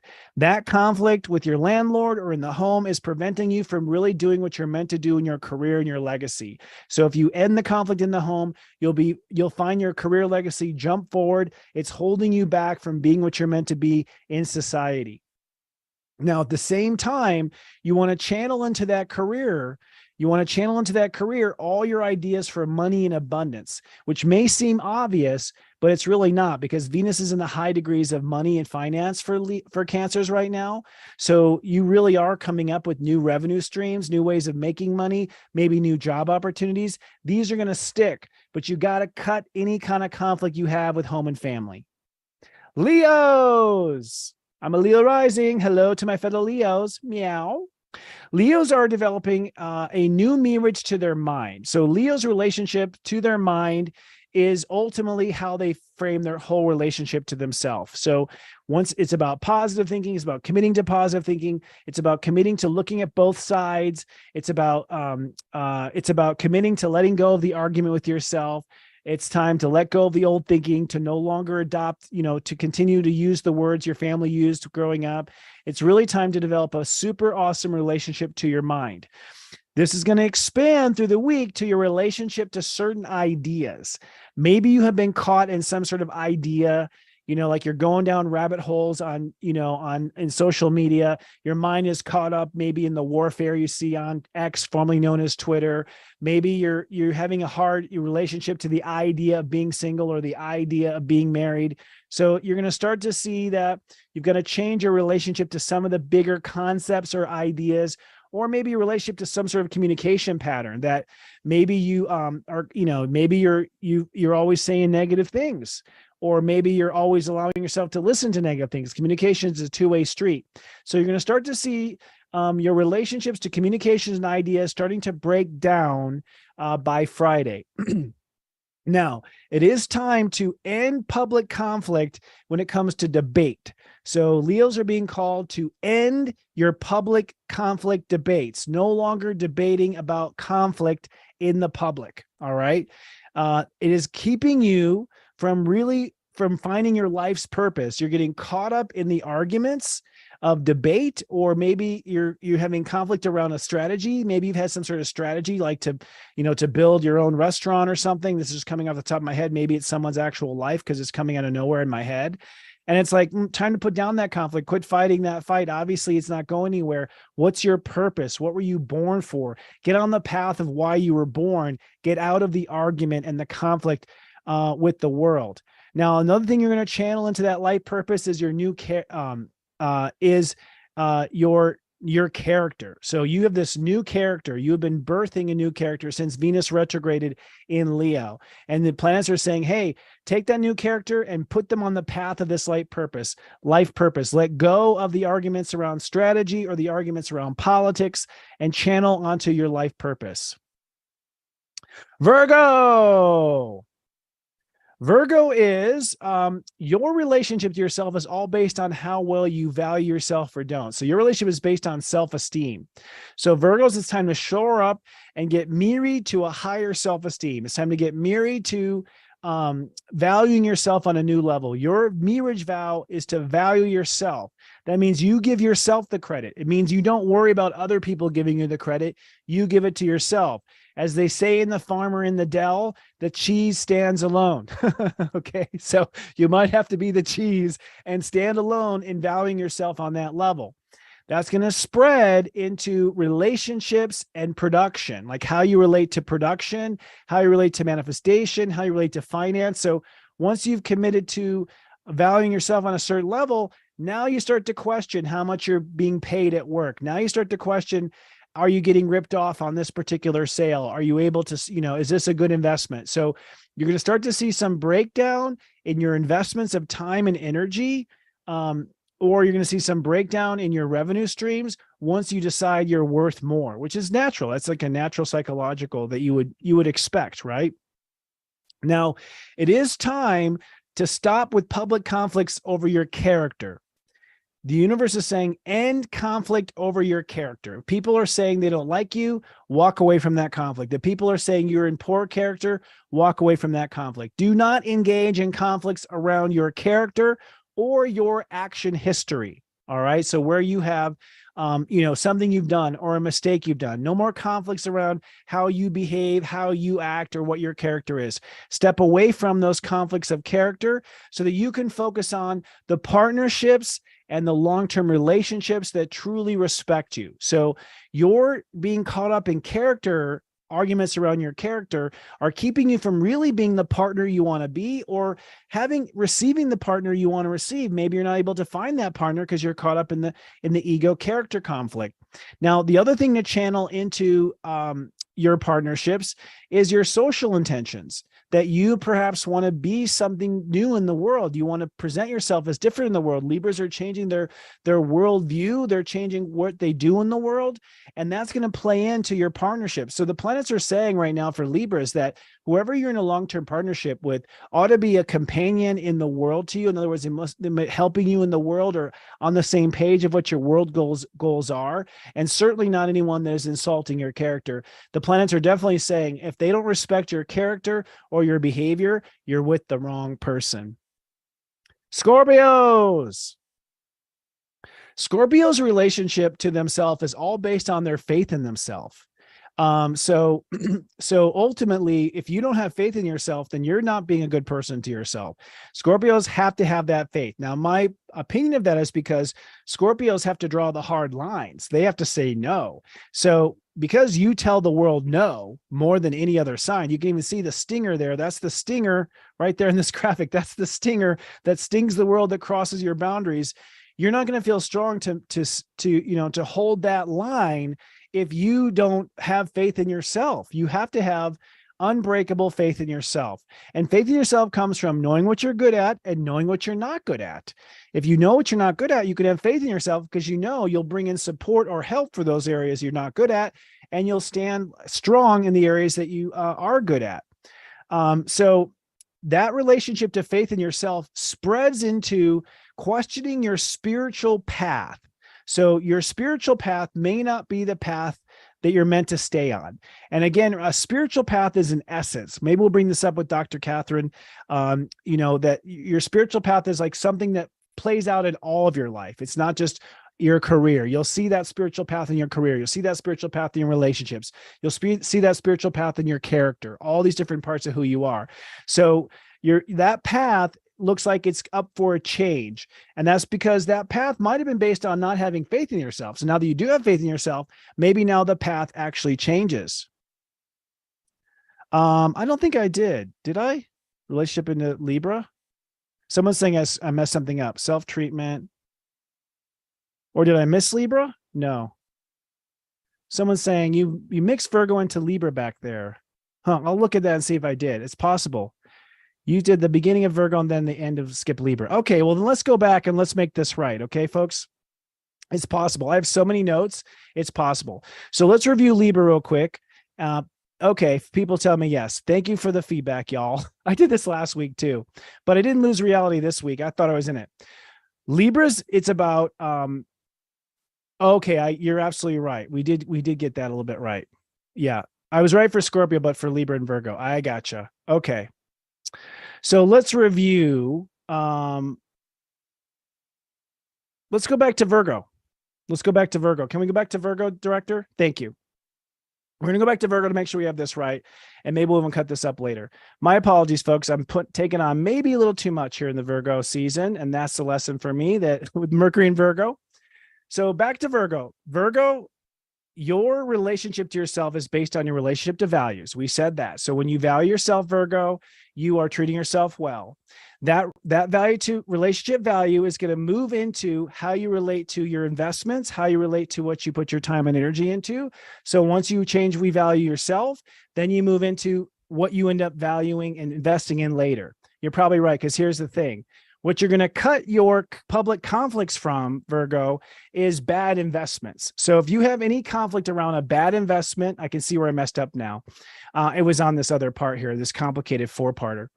if you are having conflicts with a business partner, having conflicts over an investment, having conflicts over where you spend your money, having conflicts over paying too much for something that you really shouldn't pay for, then what you want to do is you want to cut those conflicts because they are preventing you from really transforming your life and transforming who you are.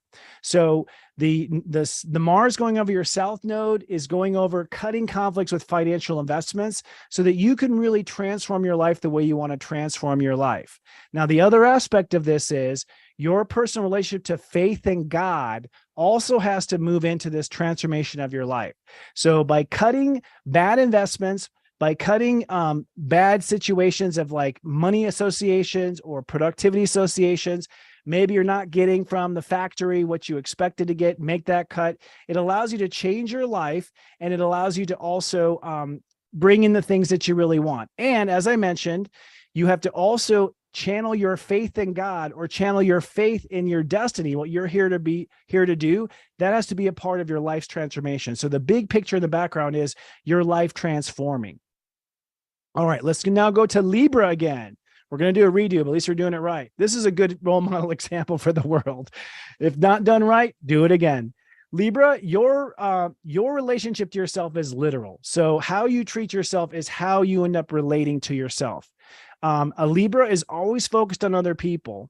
And that's the issue with Libras. They don't always pay attention to how they're treating themselves. They're usually taking one for the team quite often in order to get to advance their life. But the problem is they never really end up advancing their life because they're so busy taking one for the team.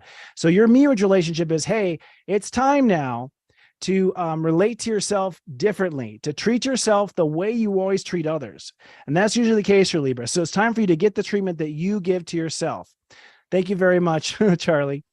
Now, this moves to, once you get your relationship to yourself down, the way you treat yourself, this moves to your relationship and behavior altogether. Okay, so no longer, so you're going to find that the way you interact with your boss may not work anymore, or the way you interact with another company doesn't work anymore. The way you interface with someone, day to day suddenly isn't working as much because now you're treating yourself the way you need to treat yourself.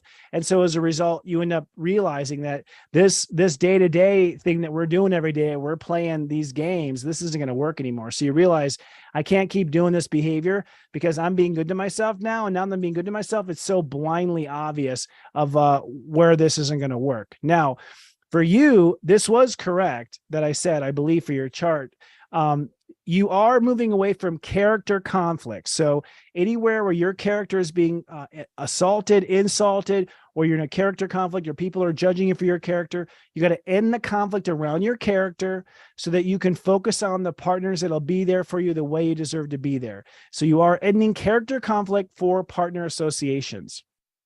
Now, at the same time, and this was accurate the first time I did it, you are trying to be someone new in society. You are trying to put something out there in society. So your place in the society also needs to be coordinated with your long-term partnerships. So your long-term partnerships and your place in society should go together like peanut butter and jelly.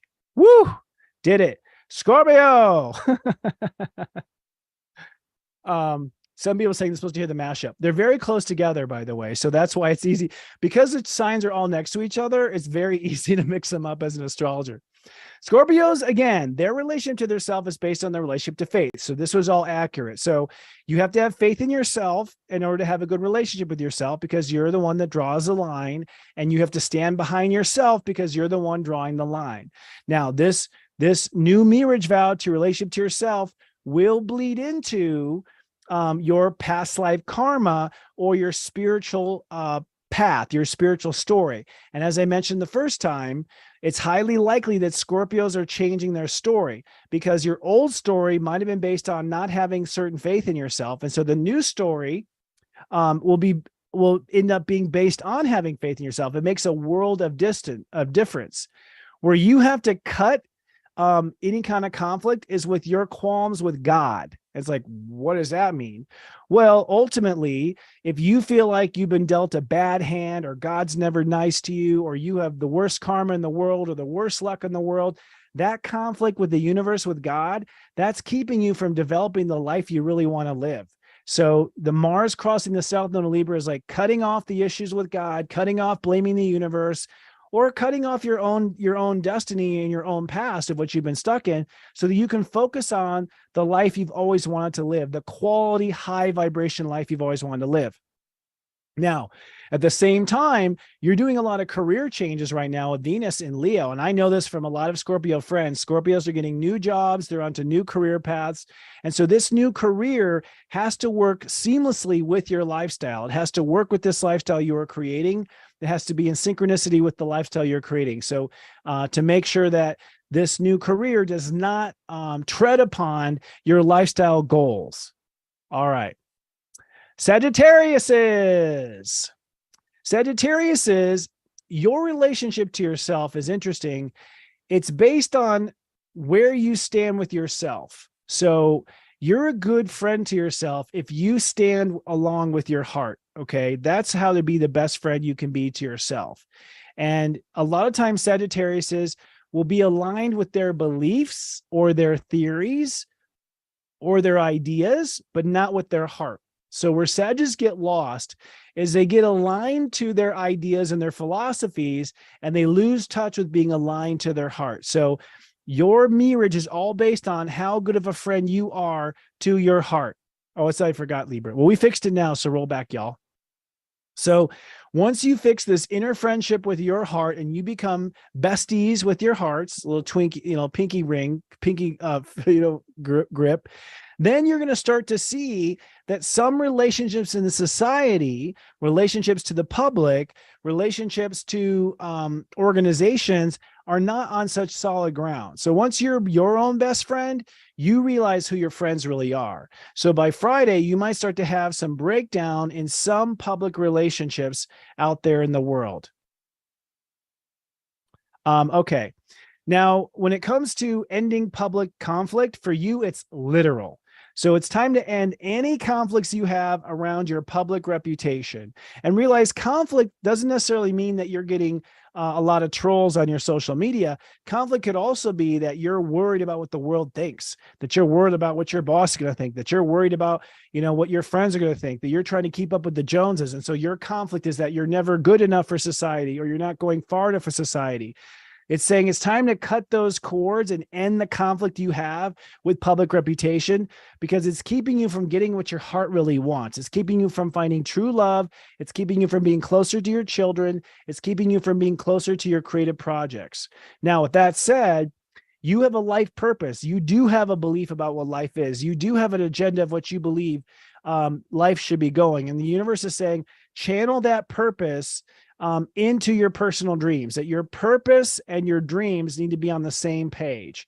So it's like, I feel like my purpose is to teach the world, and my personal dreams is to retire on Madagascar. It's like, I don't know if those are going together. They're not aligned. So you need to find an alignment, at least right now. Remember, astrology is always timing, so it could change later. But right now for Sagittarius, it's saying those personal dreams, the things your heart really wants, needs to be in alignment with what you philosophically believe the purpose and meaning of life is, and to cut away from any conflicts you have with society or your public reputation. Capricorns are changing their relationship to responsibility. So your relationship to yourself is based strictly on how you are responsible in the world. So if you make yourself be responsible for everything, which is what Capricorns do, you're throwing yourself under the bus, because you're giving yourself too much on your plate. You're being responsible for too much. And as a result, you're leaving yourself behind. So you have to have a responsible relationship to responsibility. It has to be done responsibly, how you relate to yourself. So as you shore up your relationship to responsibility, and you have a healthy relationship with responsibility, you will have a healthy relationship with yourself. Now, that healthy relationship to responsibility moves into your relationship to your career and your future goals. So once you realize that you're going to be more responsible about what you take responsibility for, then you realize, well, maybe I have taken too much responsibility in my career. Maybe I haven't stood up enough for my career. Maybe my leadership intentions are going down the wrong direction because I was basing it on that other responsibility to my responsibility, if that makes sense. Now, when it comes to cutting off public conflict, You're ending public conflict around your career, your legacy, and your future. And again, that conflict may not be that you have failed in your legacy. It may be your fear of failure. Your conflict may be that you're afraid of failing. Your conflict with your public career future may be that you're worried about your reputation all the time. And so you're always in stress and you're always fighting yourself and beating yourself up. So ultimately, you got to end the conflict around your career and your legacy of what that will be. And instead, focus your energy on your emotional security, your home, your family, how well cared for you are. That's what the universe is asking Capricorns to do, is to focus on how well they nurture themselves and how well they feel. Now, your heart is also trying to transform your life in a very big way. Maybe you're trying to transform your career, maybe you're trying to transfer your love life, but that transformation of life has to be completely in line with your emotional long-term security and your emotional needs. So trining that into from boundary changes into emotional security. Aquarius. Aquariuses their relationship to themselves is all based on their belief in themselves. So if you believe in yourself, you've got a good relationship to yourself. If you doubt yourself and you're skeptical of yourself, you have a crappy marriage. So your marriage is all based on how well you believe. So it's time to commit and make vows to believe in yourself. And if you have areas that you don't yet believe in yourself, that's okay, as long as you give yourself a path to believing. All right. You don't abandon yourself. So in the areas you don't believe, you commit to improving your life until you do believe. Right now, once you get that relationship to yourself, that marriage around how you believe in yourself, you're then going to start to question some of your beliefs in the world, because there's probably a lot of things that you believe in, but you have been afraid to stand behind them because you weren't fully standing behind yourself. You always believed in aliens, let's say, but you doubted yourself. So you never put your energy behind the alien thing, as an example. And by the way, I'm saying that because someone did a bunch of aliens there. Sydney Sullivan. So you're going to find that once you believe in yourself, you start to question your belief in others or other things as a repercussion of now believing in yourself. Now, when it comes to conflicts in the world, you are cutting conflict with life purpose. All right. There's certain things where you feel like your purpose is to do this. You're putting a lot of stress on yourself that you have to meet this purpose in the world, or you have to meet this objective in the world. The life doesn't have any meaning unless it is this way or this direction. And so what you end up realizing is that because you're so worried or having conflict with life's purpose or life's greater meaning, and maybe it's to find the greater meaning or to find things in life, it's keeping you from really coming up with the brilliant ideas. It's keeping you from really getting onto a great strategy, because you're in debate as to whether or not life's purpose is in alignment or not in alignment. So it's about letting go and cutting those cords of conflict around life purpose and meaning. By the way, that could also be conflict around arguing over who's right and who's wrong in society, like a religious conflict, like, finding yourselves in debates about whose God is better, my God or your God, that sort of thing, or whose definition is God is better. That would also be a conflict with life purpose, but it's keeping you from coming up with your brilliant ideas. Now, you're also transforming the way you are in partnership and long-term relationships. So what the chart is saying is, by cutting away your conflict over philosophy, you can really focus on your big strategies, and your partnership should be in alignment with those big strategies. That you want to find your goals and your strategy in the same prospect as your long-term relationships. And by the way, I'm going to do a shout out to Scott Cruz. I saw him pop in. Hi, Scott. Thanks for coming. Aqua timing is perfect, brother. And then lastly, the Pisces. Pisces are changing their relationship with their inner boundaries. So your relationship to yourself is all based on where you draw the line with yourself. Pisces typically have loosey-goosey boundaries with themselves, and that keeps them from really getting accomplished the things they want to accomplish. So you have to have fair, balanced, equal, smooth, calm relationship, with your boundaries, but still strong boundaries. Libras are very loyal people. And so Pisces have the capacity to be very loyal to their boundaries. But it is time to master your relationship to your boundaries. Now, once you master your relationship to your boundaries, then suddenly where the line is gray or needs work with other people becomes very, very obvious. So you're going to then modify your relationship of your boundaries with other people and start to question boundaries with other people by the end of the week. And some boundary may break down. If there's been tension with someone, if someone's been crossing a line, or if you've been crossing someone else's line, that could very well flare up come around Friday. So, use caution there. Now, you are going to, you are having conflict, or the universe is calling for you to end conflict that you have with changing your life. So this means that you're sort of fighting maybe life transformation. Maybe you're struggling with doing what's necessary to change your life. Maybe you have to quit something, like quit a substance, or quit an abusive relationship, or quit a job that's taking advantage of you. And that's a change of life. So the planets show that Pisces are fighting a change of life. They're resisting a change of life. And when you end that conflict, you can focus on abundance and money.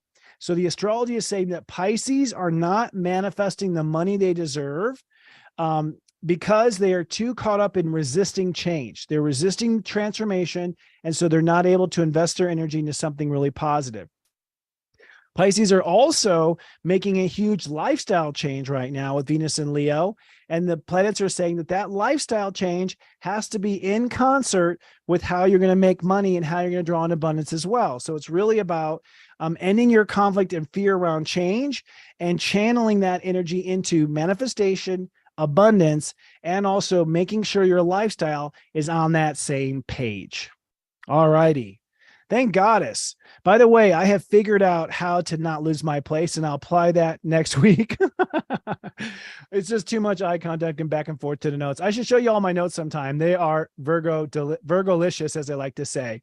So friends, keep streaming now. We're going to move on to our Astro Mingle segment. We will do the Zodiac Weather and a commercial as a little, what's the word? Break. That's what I'm going. Intermission is the word I'm looking for. And when I come back, we have licensed psychotherapist and soul healing coach, Dr. Katherine T Kelly. Keep streaming. Stay tuned. We'll see you in a minute.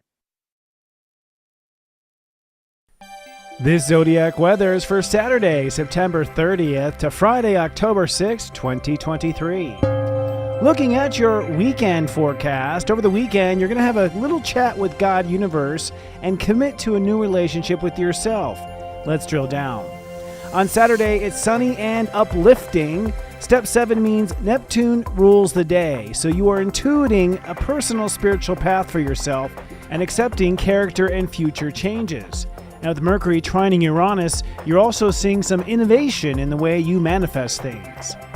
On Sunday, it's sunny and worthy. Step 8 means Saturn rules the day, so this is the day where you are officially committing to your marriage vows to yourself and clarifying a vision for the future. Now, with the moon in Taurus, you're feeling rather valuable. Looking at your 5-day mood forecast, over the week, it's going to be taking that new relationship to yourself and then innovating and also evolving relationships to others. Let's drill down. On Monday, it's sunny and growing. Step 9 means Mars rules the day. You may be a little impatient, but it's now time to put those new marriage vows into practice.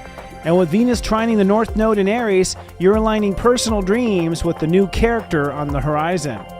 On Tuesday, it's partly cloudy and rather pensive. Step 10 means Earth rules the day, so this is the day you are manifesting your new marriage vows as something solid and something you can rely on. With the moon in Gemini, you're quite pensive or perhaps chatty. And with Mercury trining Pluto, you're connecting the dots between lifestyle changes and a transformation of personal power. On Wednesday, it's sunny and clear. Step 11 means Chiron rules the day, so you are coming into a new marriage integrity and personal health. And with Mars opposing the North Node at 24 degrees Aries, you might be letting go of a long-term partnership. On Thursday, it's partly cloudy, but you are learning. Step 12 means Jupiter rules the day, so this is a day where you are expanding and exploring relationship possibilities. And that is also underscored by Juno trining the North Node. And then on Friday, it's sunny and rather alert. Step 13 means Uranus rules the day, so you may experience some relationship breakdowns. The moon in Cancer may make things a little emotional or moody, and you will go into the weekend with your eyes wide open. For the best astrology guidance, you can enjoy an entire month of personalized astrology services for just $3.99. At Serious Joy, we pride ourselves on providing astrology enthusiasts with exactly what they're looking for. Daily personalized inspiration that speaks directly to the heart. Sign up today and you'll receive personalized messages straight to your phone 7 days a week. And that's just half of it. You'll also get access to our exclusive members-only site with tons of amazing features. Experience the most accurate astrology service on the web at SeriousJoy.com.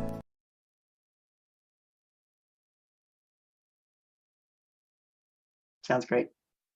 All right. Hello. We are live. I'm here. I'd like to welcome everyone and introduce Dr. Katherine T Kelly, licensed psychologist and soul healing coach. Thank you for coming tonight. Welcome. Absolutely. I'm so grateful to be here, and it's so fun to listen to you too. Oh, thank you. I've enjoyed watching your videos too on YouTube. Actually, we're going to give out your website and stuff. You dive in a whole bunch of interesting stuff.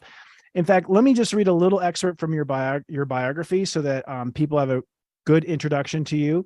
Katherine T Kelly, PhD, is a clinical health psychologist in her own psychotherapy and consulting practice.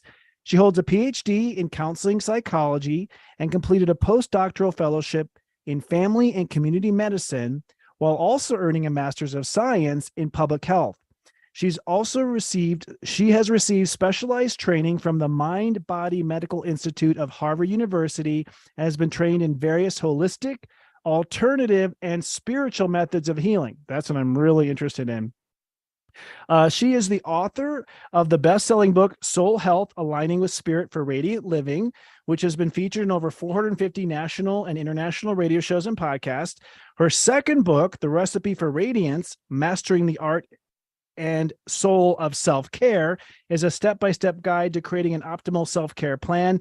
And her latest book, which came out in February 2022, is The Healer's Path to Post-COVID Recovery. And I have to say, using her own integrative framework, the Soul Health Model, Dr. Kelly approaches her work and clients from a psycho-spiritual perspective. So fascinating. I had to get that all out there because I don't think I could have gotten it out with questions. So thank you. Well, I tell people I live halfway between science and woo because, I do integrate everything. So I think what you summed up is great. Okay, good. And that's really what I'm most excited about. I'll tell you, I've been to many therapists, That's and good. very rarely. I mean, I can say almost never. I always felt a little odd because I'm an astrologer.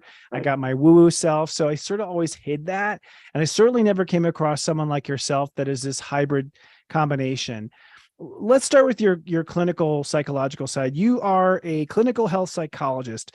Can you tell our audience what exactly is that and what does a clinical psychologist, health psychologist practice? So I've been trained traditionally, meaning that I went through very traditional training in terms of learning psychotherapy. And I want to make a distinction between being a psychologist and a psychiatrist, because people have that question all the time. Yes. So psychiatrists go to medical school and they primarily, especially these days, they learn about how to provide medications, but they don't really do therapy anymore. Whereas in the early days of psychology, it used to be much more that they did everything. So they did the medications, and granted, medications are kind of a new thing over the last several years. So, yeah, they did the psychoanalysis, but really what's happened is that, and I'm glad for this, frankly, because I'm really much more about the person than the medication. But a clinical health psychologist really, again, you learn about the psyche, you learn about basically mind-body stuff. Where I am different is that, probably 25 years ago, I started integrating much more of the soul part of this, which to me is so important because, all the research that's out there, and all of the medicine, and when I say medicine, I mean the practice of the field of medicine, it started with the idea that the soul was part of the body, way back when the field of medicine became the field of medicine. Basically, Hippocrates, which was considered the father of medicine, said that the soul was in every aspect of who we are. Well, look at where we are now with how we treat people. There is absolutely none, I don't want to say none, but less than 5% of practitioners actually talk about spirituality or the soul. So for me, what's different is that I don't see it I don't see that there's any way I can separate it. So when I say clinical health and holistic psychologist, it's because I've merged both sides of the fence, I guess I would say. I've broken down the fence, let's put it that way. And so I do a lot of talk therapy, but I do a lot of soul healing as well. So, and I'll explain that more as we talk, because I think that will unfold. Fascinating. And clinical health psychology gets into the study of why people get sick in the first place, does it not? Is that part of its Yes, practice? and yes, and I'm really glad you brought that up, because it is about sickness. I was a professor at a medical school, and one of the things that I learned very quickly, both in my training and in trying to teach others, is that the medical field, the psychological fields, focuses so much on sickness, but they don't really focus on wellness. And so, yes, it's about what is, quote, wrong with a person and what has been broken down in a person, or what is, I use the word misaligned, but, what the illness is. And, that's where I switch it, honestly, into, okay, this is about wellness, and all of your manifestations of psychological concerns to me are really just cues from your soul that something is misaligned, and that is your cue. Any discomfort is a cue to basically pull back, evaluate. I talk about looking at the big screen and then tuning into that soul part of you to help you understand what it is that is in your soul path. You used the word soul path earlier. That needs to be misaligned or realigned, because that's all it is to me, is a misalignment. I really don't like diagnoses.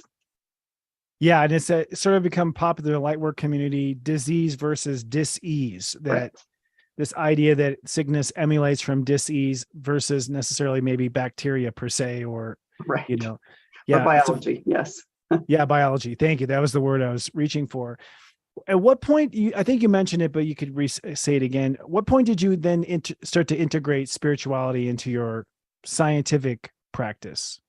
So it's an interesting question, because I actually have to think back to that. Spirituality has been a part of my life as long as I can remember, but it has built over time, and I've understood more over time. But I was also fortunate enough to, and I think it was my second year in my doctoral program, we actually had formed a spirituality research group. And there were probably 7 or 8 students within my doctoral program that were very interested in the whole, spirituality and psychotherapy practice. And we presented at conferences, and we did panel discussions. And so that was where it became formalized. But it was really talking about much more about religion and psychotherapy. And, because that's really all of that was about as much as could be tolerated within a scientific field at the time. So that was my next question. Yeah. How tolerated was it? Yeah. Yeah. So really, when I look back and look at my own evolution, but then look at, how this unfolded, I feel very, very grateful for that as sort of a start. But one of the other things that happened for me is, it was a very, very difficult time. My third year of my doctoral program was very difficult for me. I had left a very difficult marriage. I had moved. I had a sister that was having some mental health issues. I had all kinds of things that were going on. And one of my friends in the program stopped me in the middle of a conference, because she could see how exhausted and worn out I was. And she did Reiki on me. And at the time, I did not know what Reiki was. And it was fascinating, because she did Reiki, and I could feel that I'm very receptive and sensitive to energy, but I could feel it just moving through me. And I think that was another one of those things where I was able to understand how things were getting connected. So, really, my spiritual training was sort of an amalgamation of a lot of experiences I had from about probably 28 years ago. So it's beautiful. And what I will say is, when I was in my postdoc, you mentioned my postdoc at University of Missouri in family medicine, and my research that I did was on spirituality and physicians and what their perceptions were. And then when I moved to the professor position here in North Carolina, it was very similar, where my interests were about holistic health, wellness, complementary medicine, things like that. And that's really where I kind of formalized more of that until I went into private practice. And then my world blew open after I left for my own practice. Interesting. It's funny because I do see religion come into doctors at times. Like I've lived in the South and there's been very Christian doctors and they'll pray for you, but they still don't seem to put together that my soul could be causing the disease. It's like, oh, sorry, you were doomed. God's not favoring on you. You need to, pray more. It's like, so that they're medical and religious, but still there wasn't that assembly that you seem to be.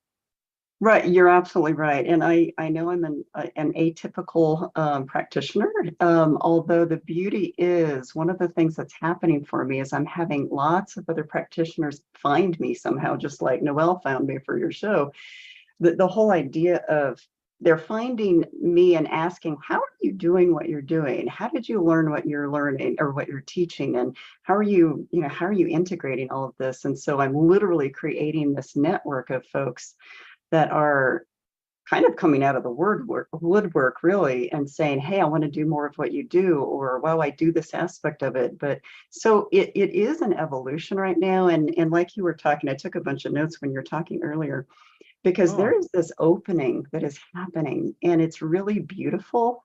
And it does my heart good, because this is really, to me, what needs to happen for true healing to occur.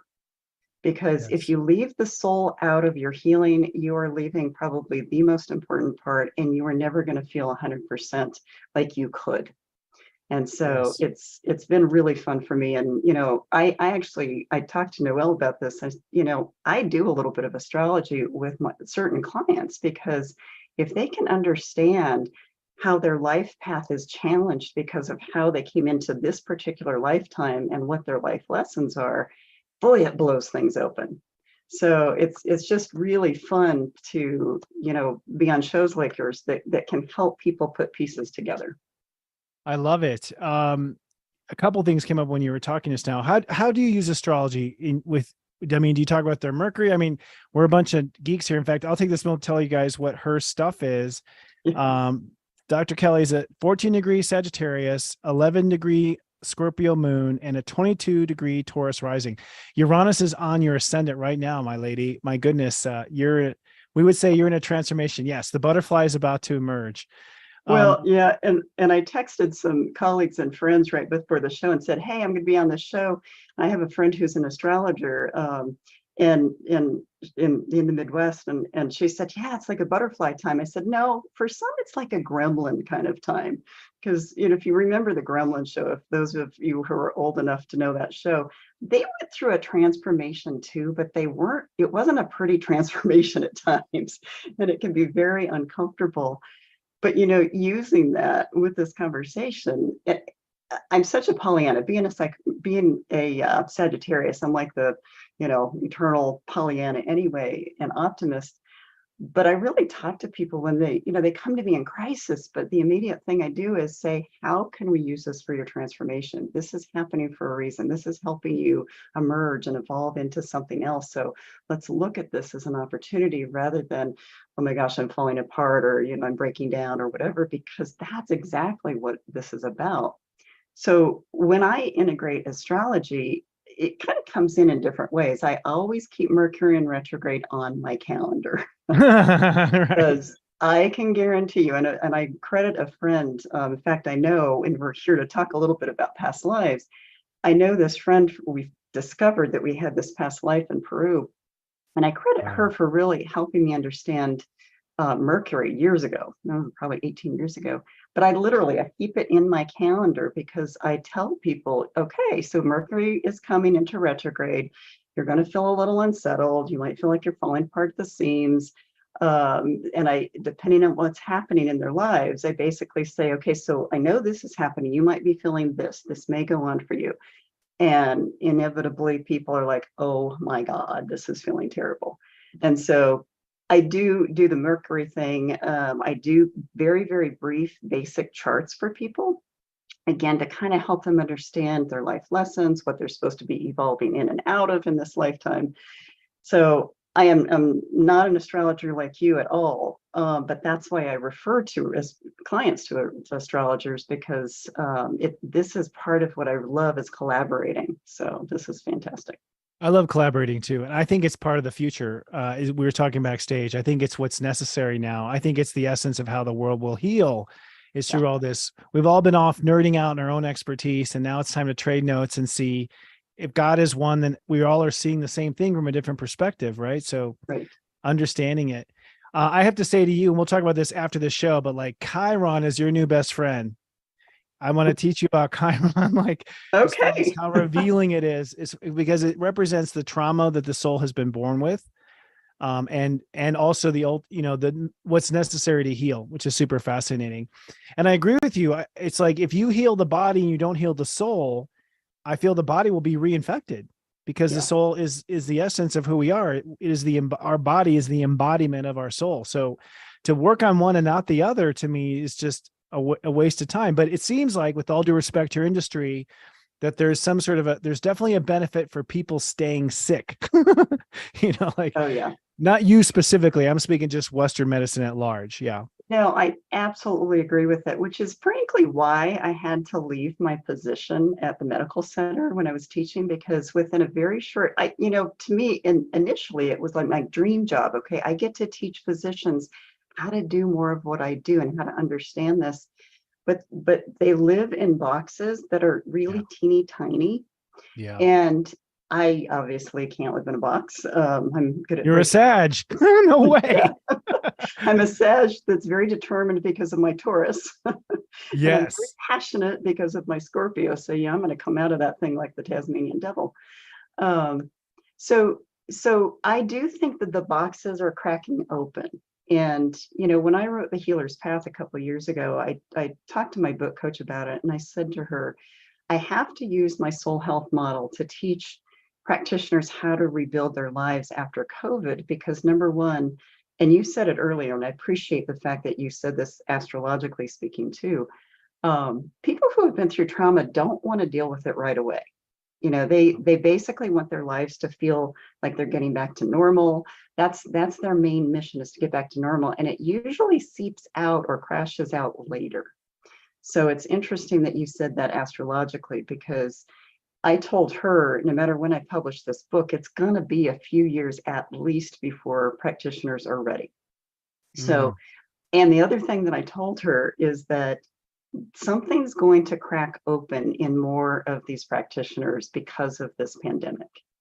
And I have had more and more, and it's been beautiful because I love working with healthcare providers, but I've had more and more healthcare providers of all different specialties contact me for soul healing practices. I'm coaching a few around the country.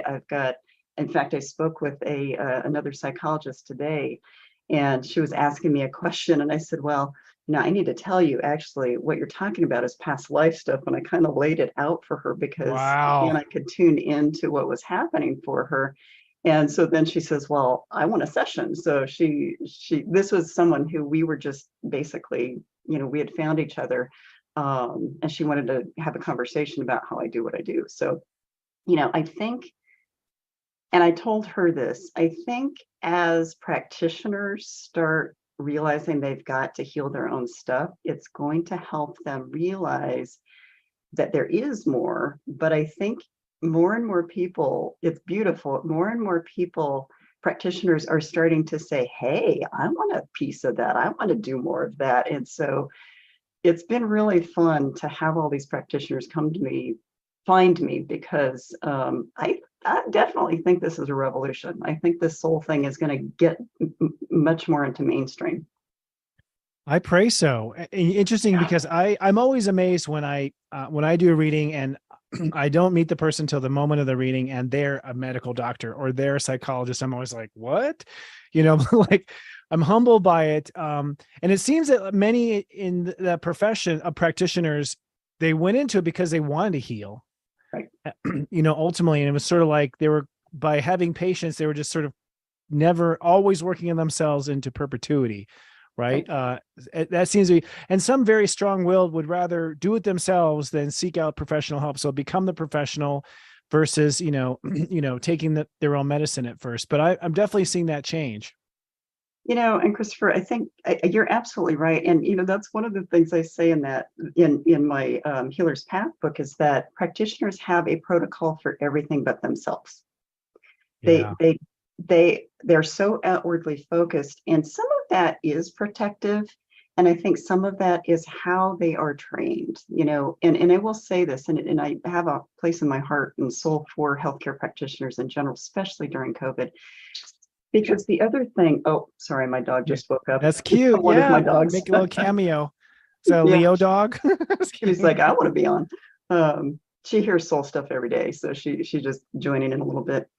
But the thing is, most healthcare practitioners are afraid to go for mental health treatment because, especially physicians, if they report, if it is on their insurance that they have gone for anxiety or depression, they have to report it to their state licensing board. Oh, wow. I didn't know that. Yes. So, and whenever they, and I have to basically answer questions about it. And so it's one of those fascinating things, because even during COVID, I interviewed about 150 healthcare providers from around the country and Canada. And one of the first things they say is, we can't talk about this. They thanked me for interviewing them because it helped them have a place to really talk, because they don't feel comfortable in most cases going to a mental health practitioner. So it's really complicated. So it's really, in some ways, it's an honor when someone does contact me either for therapy or for a soul healing service, because at least I know I can kind of offer them something they're not going to get or not willing to get elsewhere. Yeah, it's nice you wear both of those hats so they can sort of go in through, the alley door. Yeah. I can see. Yeah. Get help treatment.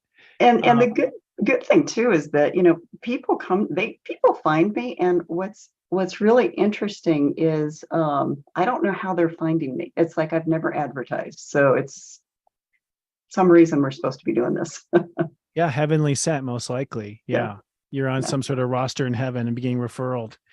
And I want to talk about past lives in that aspect too, but I want to sort of set up the foundation of your work, which I think is the soul health model. Can you tell me what the soul health model is and the 10 branches?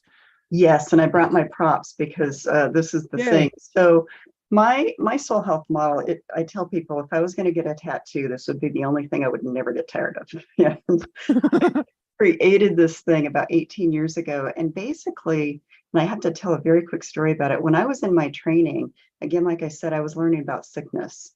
And yet at the same time, I was working for the student health promotion department of that same university, and I was learning about wellness. And I realized, wait a minute, if I change my approach to doing therapy, I'm probably going to get further. But the models that were out there were lacking a significant number of components that I was hearing in therapy every day. So I'm going to show you my model. I'm hoping it's not going to glare too much with the light. Yes, but looks like a tree of knowledge, very Sagittarius. Yeah, of course. And I love the fact my graphics person captured this perfectly, because these hands, if you really look at these branches, they're hands. And I wanted something that showed the sustainable part of the soul, because the soul is what gets us through everything. The soul is what makes us want to survive. It's that fight or flight. You mentioned that earlier. And it's what keeps us fighting. So I try to help people understand that light within sometimes gets dampened because of the human condition. But if we can work on making sure our branches are balanced, then we're going to get somewhere. Now, I have to show this one because it's really fun. Most people come to me feeling like this. Wilted. Yeah.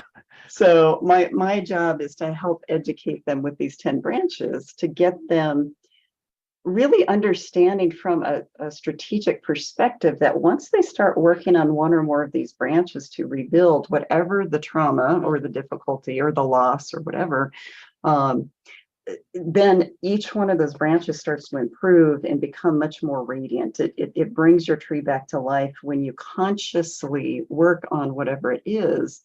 And when you bring the soul into it, when you really help people understand that light within, that essence of who we are is here to evolve, and that the difficulties we go through are there for us, not against us.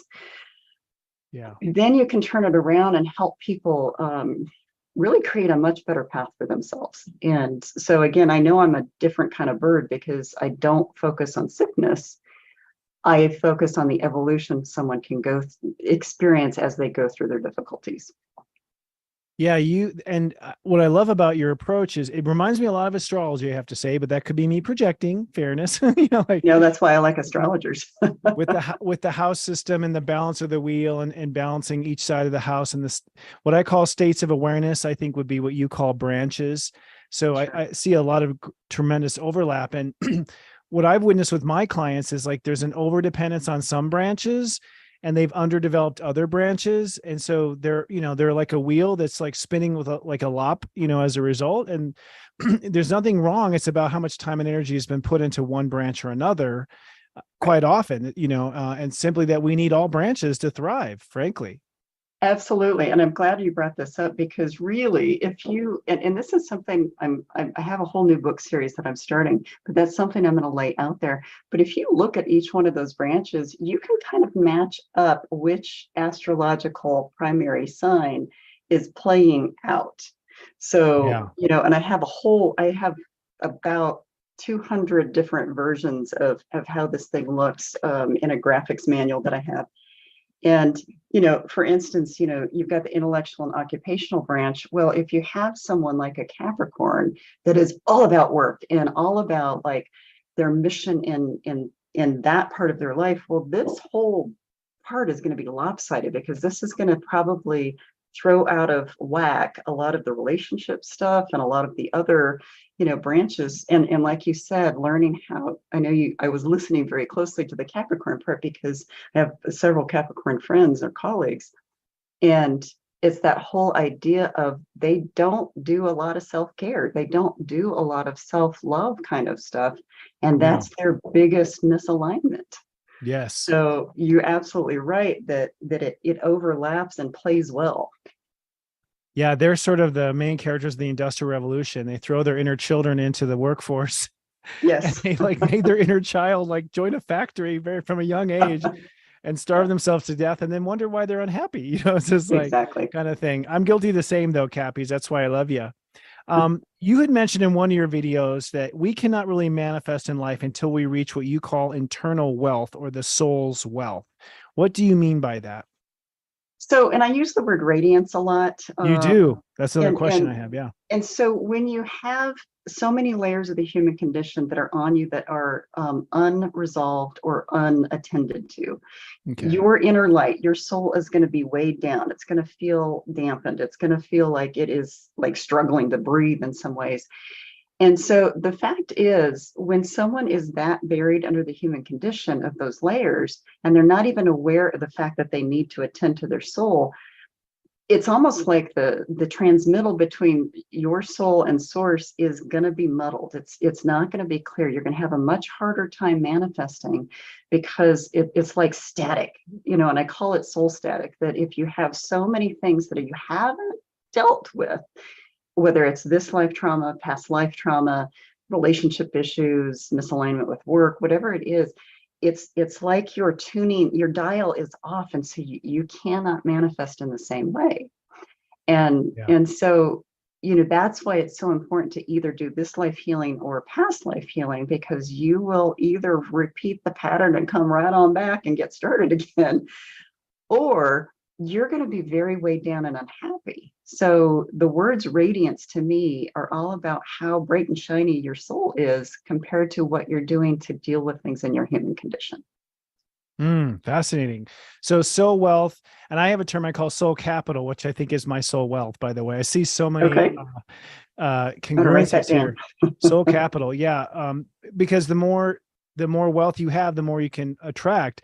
I've also Yes. noticed with my clients, like if they have like a self-esteem issue, then they manifest a relationship. That self-esteem issue is reflected in the relationship. You end up attracting or manifesting flawed creations, if you want to use that word, that are reflections of your inner poverty, to use your expression, so Right. so you're kind of deforming what you manifest if you're not forming your soul wealth, is what I've noticed. Yeah, and I know you mentioned the challenge of having other humans on this planet, and you're absolutely right. When I think about being a therapist, I would say at least 95% of the reason people come to therapy is that something is happening interpersonally. Whether it's a coworker, whether it's a relationship, whether it's a parental situation or a child situation. But it is that whole idea of, you know, going back to that wealth, it's like you have to, this is just how I help people look at things, is that whenever something is happening in your life, it is absolutely part of your soul's evolution, and it's an opportunity. That's how I try to really help people understand. In the Chinese language, the same symbol for crisis is the same for opportunity. Huh. They actually interpret it a tad differently than that, because basically that's kind of the overall generalized sense of what that symbol is. But they use it the same way. It's the very same symbol that they use for crisis and opportunity. But it's basically the true interpretation is that something is about to change when it's used in opportunity. And that's where the transformation, where the evolution part comes from. And I love that, because if people can realize that the challenges, the breakdowns in their life are really trying to break through those multiple layers of muck that are on them, and look at this as, okay, this is going to be a cleaning out period. This is going to be a transformational period. Then their lives can like radiate once they've cleaned out that stuff, whatever the stuff is. It's just, like you said earlier, and I took a bunch of notes to go back, but it's that whole idea. The ego is here to protect us, but it sometimes keeps us from evolving and healing. Yes. So exactly. I was so glad to hear you say that, because people get the ego very confused, and yes, it catalyzes us, but it catalyzes us to run. Yeah. It doesn't catalyze us to sit still and go, wow, let me examine what my soul's trying to tell me right now. So it's an important distinction. Absolutely. And I've also find that it tends to blame the without instead of supporting the within. Absolutely. Absolutely. Which is this, Absolutely. I think that's maybe part of the human condition of, incarnating into evolved, what's the word? Apes. We've all evolved Right. from animals. We've come from an animal perspective. So I guess it's part of dealing with the animal side of ourself. Yeah. So how does radiance play into manifestation in your perspective? Well, it opens up the energy. Okay. That's the thing. It opens up the energy. And I think the other thing with radiance, and I think I'm glad you asked this so I can make this clear. If you are not in contact with your soul, if in my soul health book, I talk about the fact that to know your soul is to know true health. That is like my favorite saying in that, because when you know your soul and you really are committed to working with that soul energy and using that to help you grow, heal, evolve, that's when it opens up the energy for manifestation to occur. And, I mentioned earlier, all these professionals are coming to me, and I told Universe about 3 years ago, because I knew that I've always known I was supposed to do pretty significant things. And so I take deep breaths when I think about everything that's on my master soul health plan now for people. But I told Universe, it's like, okay, you're going to have to bring this stuff to me. I'm not going to go out beating bushes looking for this stuff. And so I basically made this deal with the universe that you're going to have to bring it to me. That's manifesting. It's basically getting very clear, getting your vision very clear, but then doing your work to get everything else out of the way so it can actually happen. Gotcha. It's not saying, hey, I want this perfect situation, and then I'm going to sit on my couch and eat jujubes and watch movies. That's not what it's about. It's basically, this is what I want, but I'm going to do my work to clear out the junk that is holding me back in the human condition, that is creating that soul static. So that radiance is directly connected to our ability to manifest. I see that. Yes. It's almost like it increases the light that attracts, Absolutely. it increases the signal. Radiance is basically the signal, and it's right that you're putting out. So turning that up. What recommendations do you give to clients for how to discover their soul versus their personality per se? Well, there's some that are very basic. Listening to their gut reaction is basically the voice of their soul. I mean, how many times have any of us dismissed or ignored the voice of our soul, and then our world blows up? Yeah. So learning from experience is a great way to say, oh, yeah, this is what happens when I don't. There are also many strategies that I've developed that I use with clients, because everybody's a little different with what opens that door for them. Yeah. But I take them on what I call soul walks or soul journeys to help them understand how to talk with that deepest part of them. And a lot of times there's resistance because, well, two things happen. Sometimes there's resistance because they're like, oh gosh, I'm not sure what I'm going to find. Yeah. And the other one, which is really beautiful, is that people immediately start crying. And they don't even know why they're crying. And they'll ask me and I'll say, well, you've missed yourself for so long. Yeah. It's like a homecoming. When you make that connection with that inner part of you and you're like, wow, there I am. It really is like you're reuniting, because your soul has been with you since you were created Yeah. through any lifetime. You may not know it, but that soul part of you is such a special part of us. And I think that's why it has. I'm pausing because, like, I don't think I decided this was my mission. I think this is my universal soul purpose here. I think this is why I'm back in this lifetime, is to bring this to light in a lifetime that I can actually do that, because in past lifetimes that was not possible. So, but I just think when people can reconnect with that part of themselves, there's such a special, it's like a relationship that it's like you miss yourself. So it's it's a beautiful part of what I do. It's very exciting. You know, and it's funny because organized religion, I grew up in a hybrid of Christianity, Buddhism, you know, I know Judaism from friends. It's like, never do we hear the talk about discovering your soul. It's always about your behavior, Never. whether or not you're sinning or being good in the outer Never. world. It's so amazing that these organized religions do not speak to what is the soul.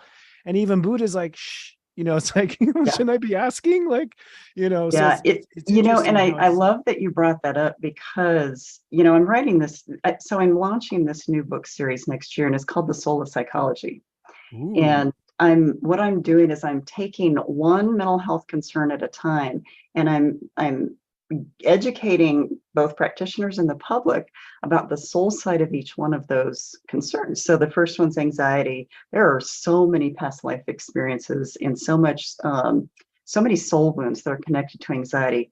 So the first one's anxiety, then I'll have depression, PTSD, grief, and then there's like 12 others that'll come after that. But what's really fascinating about it is, well, one of the things is that, you know, in the history part of the book, the very first part of the book, I talk about, because it makes no sense to me, Hippocrates, the father of medicine, hundreds of years ago, said that the soul is in every aspect of healing, every aspect of who we are. In modern medicine, they never talk about it. They never bring it in. No. One of the fathers of psychology, Carl Jung, was the same way. Carl Jung was all about the soul. He was all about, hey, this is how this works out, you know, collective consciousness. Nobody ever talks about the soul. Yeah. So it's so fascinating to me. And when you look at ancient civilizations, they were about the soul. They may not have used the word, but they were all about how you get your soul to the afterlife, how you mummify, you know, yourself or your pharaohs, or, you know, in South America, it was the same. Where that shifted, I'm not really sure, but it disappeared. The word soul disappeared from our language, our use, our everyday language. I don't even know how long ago, but it's the most important part of us as far as I'm concerned. So I'm fascinated with that also. I mean, and I'm no historian, but it seems that, like, once Darwin was arguing with the church, science suddenly had to have its own franchise that was divorced from the soul, because it seemed like the church had a monopoly on the soul and science was evolving. And so they had to become they split at that point and have never married since. They've been just arch opponents and not on the same team. right. I mean, you have your practitioners like Jung and that disagree, you know, beg to differ, but it's funny how they can be so separated and not, despite the population and their belief structure. I think we have scientific discovery because our soul led us to that. You know what I mean? Like, well, and, you know, I think that's in the scientific discovery, which is another part that I wrote into this book series, is the whole idea too, that the soul can't be measured. Right. Scientists are trying to measure stuff to prove it. And Right. there is absolutely no way you can measure the soul. Yeah. There was one physician years ago, and I mean like 200 years, not 200, but 80 years ago, that tried to measure how much weight the soul has when it leaves the body. I've heard And about this experiment where he's like people are dying on a scale, basically. yeah, Oh, and fascinating. it's never been replicated. They can't replicate it. So, it was like, I don't know, 2.5, ounces or something like that. But then it just didn't work. He tried to put that out there. Now there's another set of researchers that measures the aura after, as a person is dying. And that's been kind of interesting because they're using these, I don't know what to call them, but they're using these machines to kind of measure the energy around a person's body. And so that information has been coming out in the last 10 or 15 years. But the thing is, everything is energy, and the soul Yeah. is the most like perfect kind of energy. And if the scientists would just look at energy, they'd have the answers to how to measure this thing. And not even measure it, but to say, oh, this is real. But I find it fascinating, and yet again, I look at the universe and I look at, you played out the astrology and how all of this is kind of coming into a new age of awareness. And I just have to assume, okay, so for some reason, we're not supposed to, we're supposed to be in this place where we are re-establishing the soul as a thing.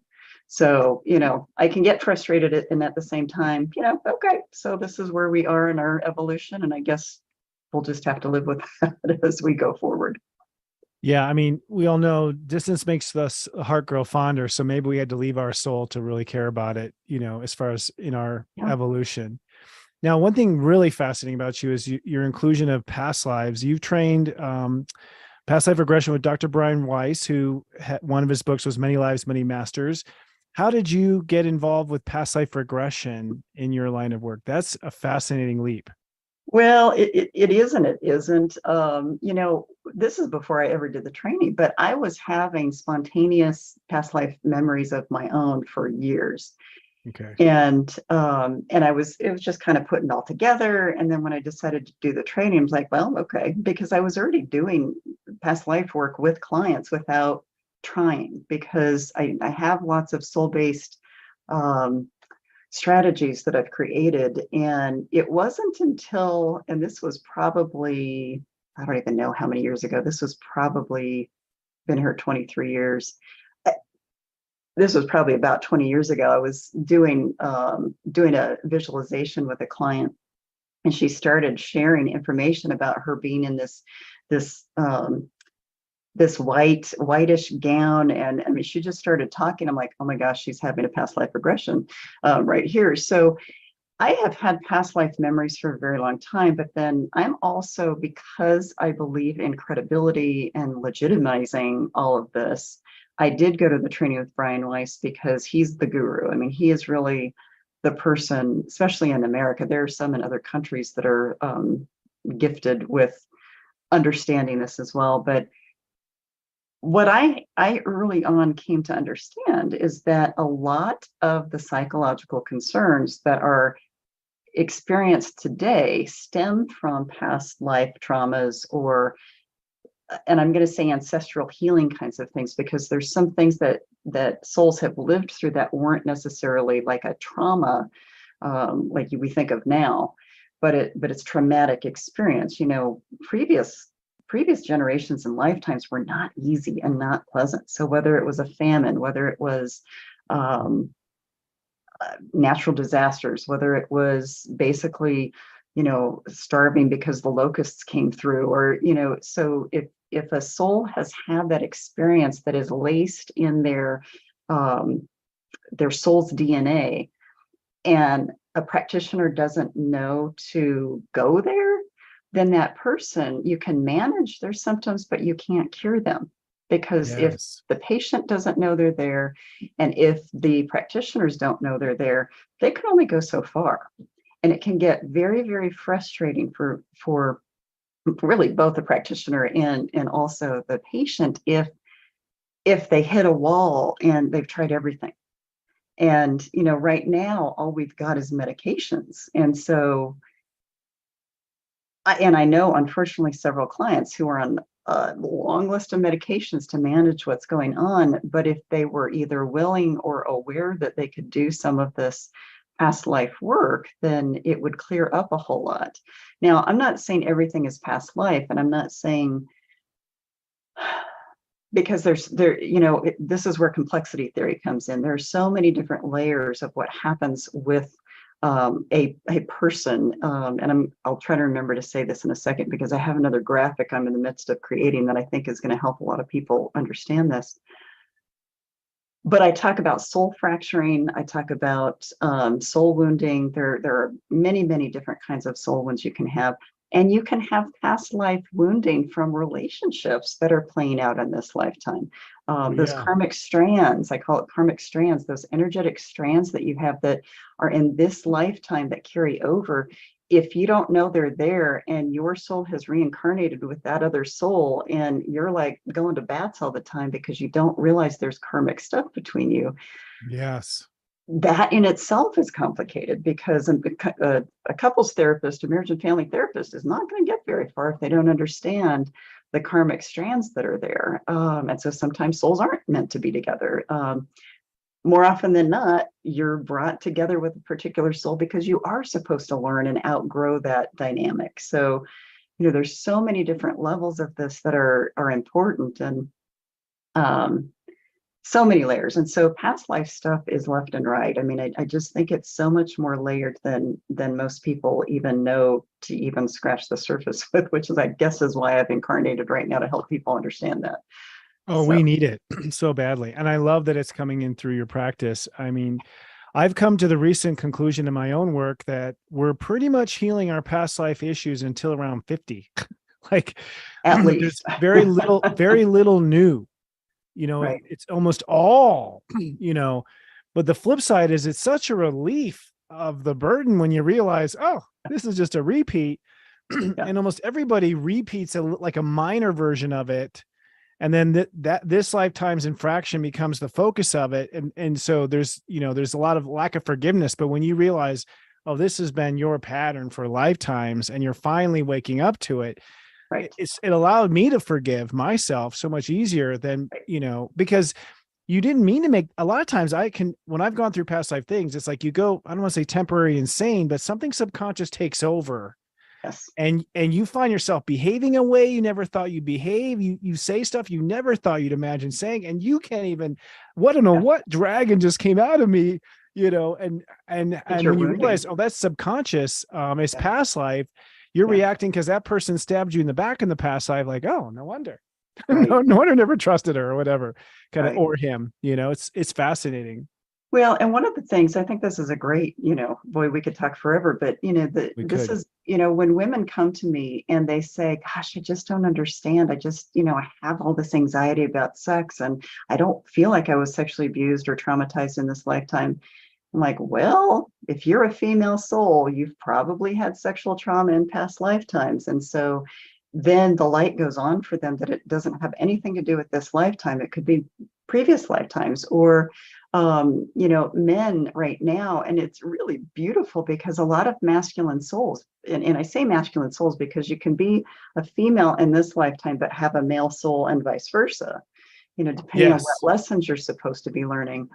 But right now, masculine male souls are like that heart space is starting to crack open, and they don't know what to do with it, because they've been trained for so many lifetimes to keep it in, and not really have that openness and not experience. And so there's this huge evolution happening that is very difficult, but also beautiful, because it is that it's a mixture between opening the heart space as part of your evolution, so that we can get back to that self-love piece and that love consciousness piece, which is exactly what we're here for in this era. But there's a lot of people who don't know what to do with it. And so it's understanding the bigger layers of what's happening too. Yeah, I'm noticing with the gender fluidity that's happening right now, Yes. is really compelling, because it's like, one, we're paying attention to our soul very publicly, saying, hey, my soul is not this body. So they're making distinctions between the soul and the body, whereas that has not happened before. But also, to some degree, I Yeah. question how much is it memory of the time I was a woman coming through, or Precisely. memory of the time I was a man. And it's like, well, Precisely. what's the appropriate response to that? Do we, how do we honor that? Don't we all have multiple gender lifetimes, where we've flipped different biological, genders? And as part of this, I think rise in transgenderism to some degree might be just the awakening of past lives where we were the other gender. Oh, it Before. absolutely is. It absolutely is. And I can give you many examples. I'll give you one in particular. I have a client who was she's a highly skilled professional, PhD level, and she was referred to me by a psychiatrist that I work with. And I think it was the second time she was in my office. This was right before COVID. She had a daughter who realized she was a male and needed to basically be male. And this client had a very difficult time with it because she was brought up very, very religious, and she loved her child. She was going to love her child, but she was having a very hard time with it. And I knew she had been pretty active in her church from what she had told me in the intake.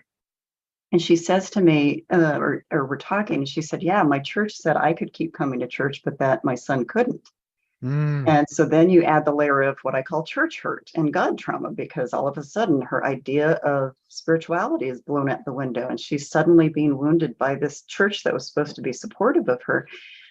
So she's talking, and I said, and she was trying to figure out how she could reconcile this with her son. And I said, well, I don't want to step on spiritual toes, but I want to give you another way to look at this. Mm-hmm. And I said almost exactly what you just mentioned, that when I said to her, your son was probably a male in many lifetimes before, and he's just trying to get back to who he was. Mm-hmm. Yeah. And I see her kind of put her eyes down, and all the while I'm going, oh boy, here I go. I stepped on some toes. And I was just trying to be very mindful and patient. And she looks at me and she said, that is the first thing that makes sense. And I was like, shoo. But it was yeah, so things. Touchy. So many bombs there: religion, sexuality, gender. And I don't want to step on spiritual toes, but she's like, oh my gosh, that really is the first thing that makes sense. And so it cracked a huge seal for her to realize she just wanted to love him. She just didn't know how to shift it in her mind. But after that, I mean, we did a little bit more work, but man, she and her family are so close again, and they're very supportive, and he's thriving, and and he's going through the surgeries to change, and she's like completely supported. I've said that to many, many clients, because that is exactly what this gender thing is you're just trying to be true to your soul, and you just happen to choose to come in as, and I'm not going to say the wrong gender, because I think this is also related to love consciousness, that I think the souls that are here that are doing these transition surgeries and living, excuse me, as the souls they're supposed to be, they're here to crack seals for love consciousness, for people to be accepting, for people to realize, wait, why am I, trying to control this person's soul when they're just being who they are? So I think it's another part of this consciousness movement that these souls chose to come in to say, damn it, I'm going to crack this seal. It's going to be really hard to do it this way. But so yeah, to be innovators and and pioneers, and also just revealing the fluidity of soul, fluidity of spirit, fluidity of incarnation, and fluidity of gender. I mean, I have a lot of gay friends, and, in a gay relationship, quite often one will sort of take more yin and one will take more yang. Yeah. And then I've known them for 20 years. They've switched. The yin became the yang, the yang became the yin in the relationship. So it's like, so it's something that I think we're always we're always becoming, like the soul is always in the process of becoming something, I think, else, or growing something else, or awakening something else. Like this idea that this is who you are, and like this, that your DNA wrote you, is just nonsense, especially in the idea of creation. If you're in creation, then you're constantly recreating yourself, are we not? Right. Oh, that's what evolution's all about. You mentioned Darwin earlier. I've been obsessed with Darwin's theory for actually since middle school, but it's that whole idea of evolution. And, and I use that word left and right on my website and the work I do and the clients that I work with, because, and I always say, evolution never comes without discomfort. If we weren't uncomfortable, there would be no catalyst, there'd be no impetus, there'd be no reason for us to grow. So yes, our angst and our frustration and our pain is really part of trying to poke us in the butt to, get us to do something different. So yeah, that evolutionary path is part of it. Yeah, it's fascinating. I've personally never believed that it was survival of the fittest that pushed evolution. I always felt it was the soul wanting more, pushing the cells to evolve, pushing to come out of the sea. The soul, that's my personal belief on the matter. But can I add something to that? Yes, please do. That most people don't know, because halfway through Darwin's research, he changed that. And most people really don't know that. Yeah, halfway through his research, he changed it from survival of the fittest to those who adapt the best. Oh, fascinating. So it's all about, how do I adapt? How do I evolve? And so it was about halfway through his research that he changed that. And so, but we remember him for what he first put out there, because it was basically groundbreaking at the time. But as he was doing his research, he's like, wait a minute, I'm wrong here. This is about those who adapt the best. Was he a God-fearing man? I don't even know. Was he pure science, or do you not know? I maybe put you on the spot there. I'd have to go back and look. I'm not sure I've ever read anything about that. But what I do know, what he feared being on a boat. And what did he do? He was on a boat. He was seasick all the time. He was fearful of being in boats. And so I found it fascinating that he planted himself in the Galapagos Islands to study things, because he had to go from boat to boat, or from island to island on a boat. So wow. He spent a lot of his world seasick because he was just really uncomfortable. So, I find it fascinating when I learn little, tips or information about that with what our scientists have gone through in order to learn what they did. So yeah, I'm curious. Now I'll go back and look to see if he was God-fearing. I have no idea. I'm going to go back and look at his astrology. Yeah, please tell me. Because whenever I talk about phase fields, I always look back and like, what were they? To me, it's a real eye opener, and understanding brings such a perspective, that root intention that's behind it. Well, I could talk to you for just about all day long, I think. Let me ask you a couple quick questions to wrap up. One is, what is your approach to facing the soul's trauma? So of course I meet people where they're at. So if that's the challenge, because some people are ready to do the deep dive, some of them aren't. And so of course I'm very much about meeting people where they are in their evolution. And so I have to answer it that way, because there's a lot of clients that come to me and they don't really know the soul language. So I'll start kind of throwing it in there. And then all of a sudden they're like, whoa, let's go with this. And others that come to me and they want to do the deep dive. So I have to say that. And I want to point this out. I also keep therapy, although I integrate what I do, I'm also very clear that, I have to keep it somewhat separate, because we do live the human condition part of us, and we live the soul condition part of us. And so the strategies they overlap, but they're a little bit different, because a lot of the human strategies are about changing the mindset. So that's where things like EMDR come in. That's where thought changing, that's where EFT, there's a lot of strategies that are basically to help change the mindset. So that's the human part of it. But when those aren't enough, and they often aren't, that's where the soul healing comes in. And so either I do readings for them, or sometimes we do these soul walks where I did 2-hour session with someone yesterday, very intense, help them walk through some past trauma and help them kind of identify what was keeping them blocked. And she is a retired college professor. And so that's always fun, because I've done this a few times with her. She has a very deep level of anxiety and depression from some trauma in this lifetime, but now she's starting to open up and realize it's past life stuff too. And after the session, she's like, it's so hard for my research brain to understand that this stuff is real. And I said, well, I understand that, but every time we do this, you feel better and another layer comes off. And she's like, yes, I can't deny that.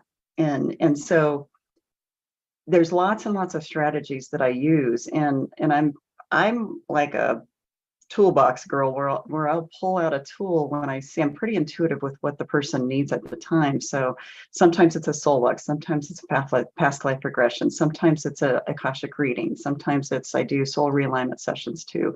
I also do energy work, so I can kind of sense a person's energy. So it's really dynamic depending on where the person is. So this is a really hard question for me to ask and help have people understand it, which is why I'm writing these books, because it's hopefully gonna help illuminate a lot for people. I think you did an excellent job, because I think I completely concur. Like the physical body has all of its, let's say, symptoms that are separate from the soul's understanding and learning too. And they do seem to be two schools or two different appointments anyways, like, Well, two different practitioners. And the subtitles, well, I shouldn't say subtitles. The titles of these books are, for instance, Anxiety, Treating Body, Mind, and Soul. And so we do manifest physical symptoms in our bodies from, say, Yes. anxiety, PTSD, grief, whatever. Then we have the mind kind of stuff. So the thoughts about those kinds of concerns. And then we have the soul level, which is what most people really don't know about. So I talk about the 3 levels of healing in these books. And, I will say this because I think this will kind of encapsulate some of this for you, is I talk about the energetic imprint or wound or scar that is left on a person's soul when there's been trauma or extended wounding. And it's like I'm trying to remember, my brain, it's a little late, so my brain is getting tired. It's like a fingerprint. If you don't dust for a fingerprint, you don't know it's there. If you don't even know to dust for the fingerprint, you don't know it's there. It's the same with the soul. It's a latent image. That's the word I was looking for. The latent image is still on the soul if that soul is wounded. And no matter what traditional methods you go through, you may not know to look for that latent image that is on the soul. So that's where soul healing comes in. That's where practitioners who understand this are necessary to get to these deepest levels. And, that's why, again, I think universe has created this interesting journey for me, because that's one of the other things I'm doing next year is launching certifications for healthcare providers, coaches, educators, administrators, to learn more about this stuff, so that they, at least, even if they're not the ones to do the training or do the healing work, that they will be trained enough to go, oh, wow, I need to refer to someone. Because I'll tell you, no one can do everything, but at the same time, unless we illuminate this as a necessary part of the healing, we're not going to heal the world, like you said earlier. I mean, the soul has so many wounds on it from the multiple lifetimes. And this is well, let me say it this way, because this is a motivator. Not only is this what's going to heal the world, but this is the only thing that might keep us from having to come back. Well, and that is a motivator. If you don't want to come back, well, you better darn well do your healing, because you will be back if you don't. It seems so, because there's an attachment, and that's where Buddhism has really enlightened us, is those attachments keep us in prison. So I think our soul's attached to trying to get it right. So it's something that until you heal it, the soul will keep coming back. Well, and it's the only way to get back to source, and so that's the thing, is if we don't do our healing work, if we don't learn that pure self-love and that honoring of soul, it's a revolving door. We're gonna come back. And I don't know many people who have been through a lot in their lifetimes who really want to do this over again. Yeah. What final message do you have for our viewers? I mean, seeing what you see in where we are today. Well, I'm speaking to the choir, luckily, because, I think the thing is, everybody, you obviously, and everybody that watches the show already believes, at least in part, about this stuff. If I were to say any take home, is make sure you're doing your work. Make sure, if you do have wounds, if you have something that's unresolved, if you have something that you're tripping over, but you don't know what it is, know that it is probably soul-based. It is probably something that is imprinted on you at such a deep level that even from a consciousness perspective, unless you know how to access that, you're not going to get past it. And the second thing I would say is tell your friends, help them understand this, help the world understand that there's something deeper going on here, because I think resurrecting the soul to that mainstream, to the focal point of health, is really the only way we're going to get past all of the healthcare problems we're having in the world, as well as our own personal kind of stumbling. Well said. Yes. I think, and you brought so much illumination. I want to thank you for being who you are and being on this planet at this time, and bring your Sag brilliance to the table and changing the conversation. We're putting up your website right now. For someone who's just getting to know you, anything you recommend they navigate to on your website? We've also put it in the chat, the links a few times too. Sure. The one thing I would say is glance through the website, see what works for you. There are lots of videos that are going to be coming out. I have this whole, I call it my Master Soul Health Plan. So there's a lot more YouTube videos that are going to be coming out. There's a lot more. If you want to join my newsletter, I do a monthly newsletter, and that's going to ramp up quite a bit as well, because there's more videos that will be placed on there. But, if you're a practitioner and you're looking for trainings, let me know, because again, I'm trying to help other people understand how to do this work, because as they say, it takes a village. Well, I think it's going to take more than a village for this all to happen. And I know there's only one of me, and I don't believe in cloning. So, oh, good. That's a whole other show. We'll talk. Bring that up next time. So, she's got tremendous resources on her YouTube channel. She has done a Wednesday check-in for a long time there. There's a huge history of stuff where she's discussing all these concepts. So check her out. It's drkatherineTkelly.com. And thank you so much for being a part of it. I've been watching the chat. People have loved your presence and your energy. Thank you.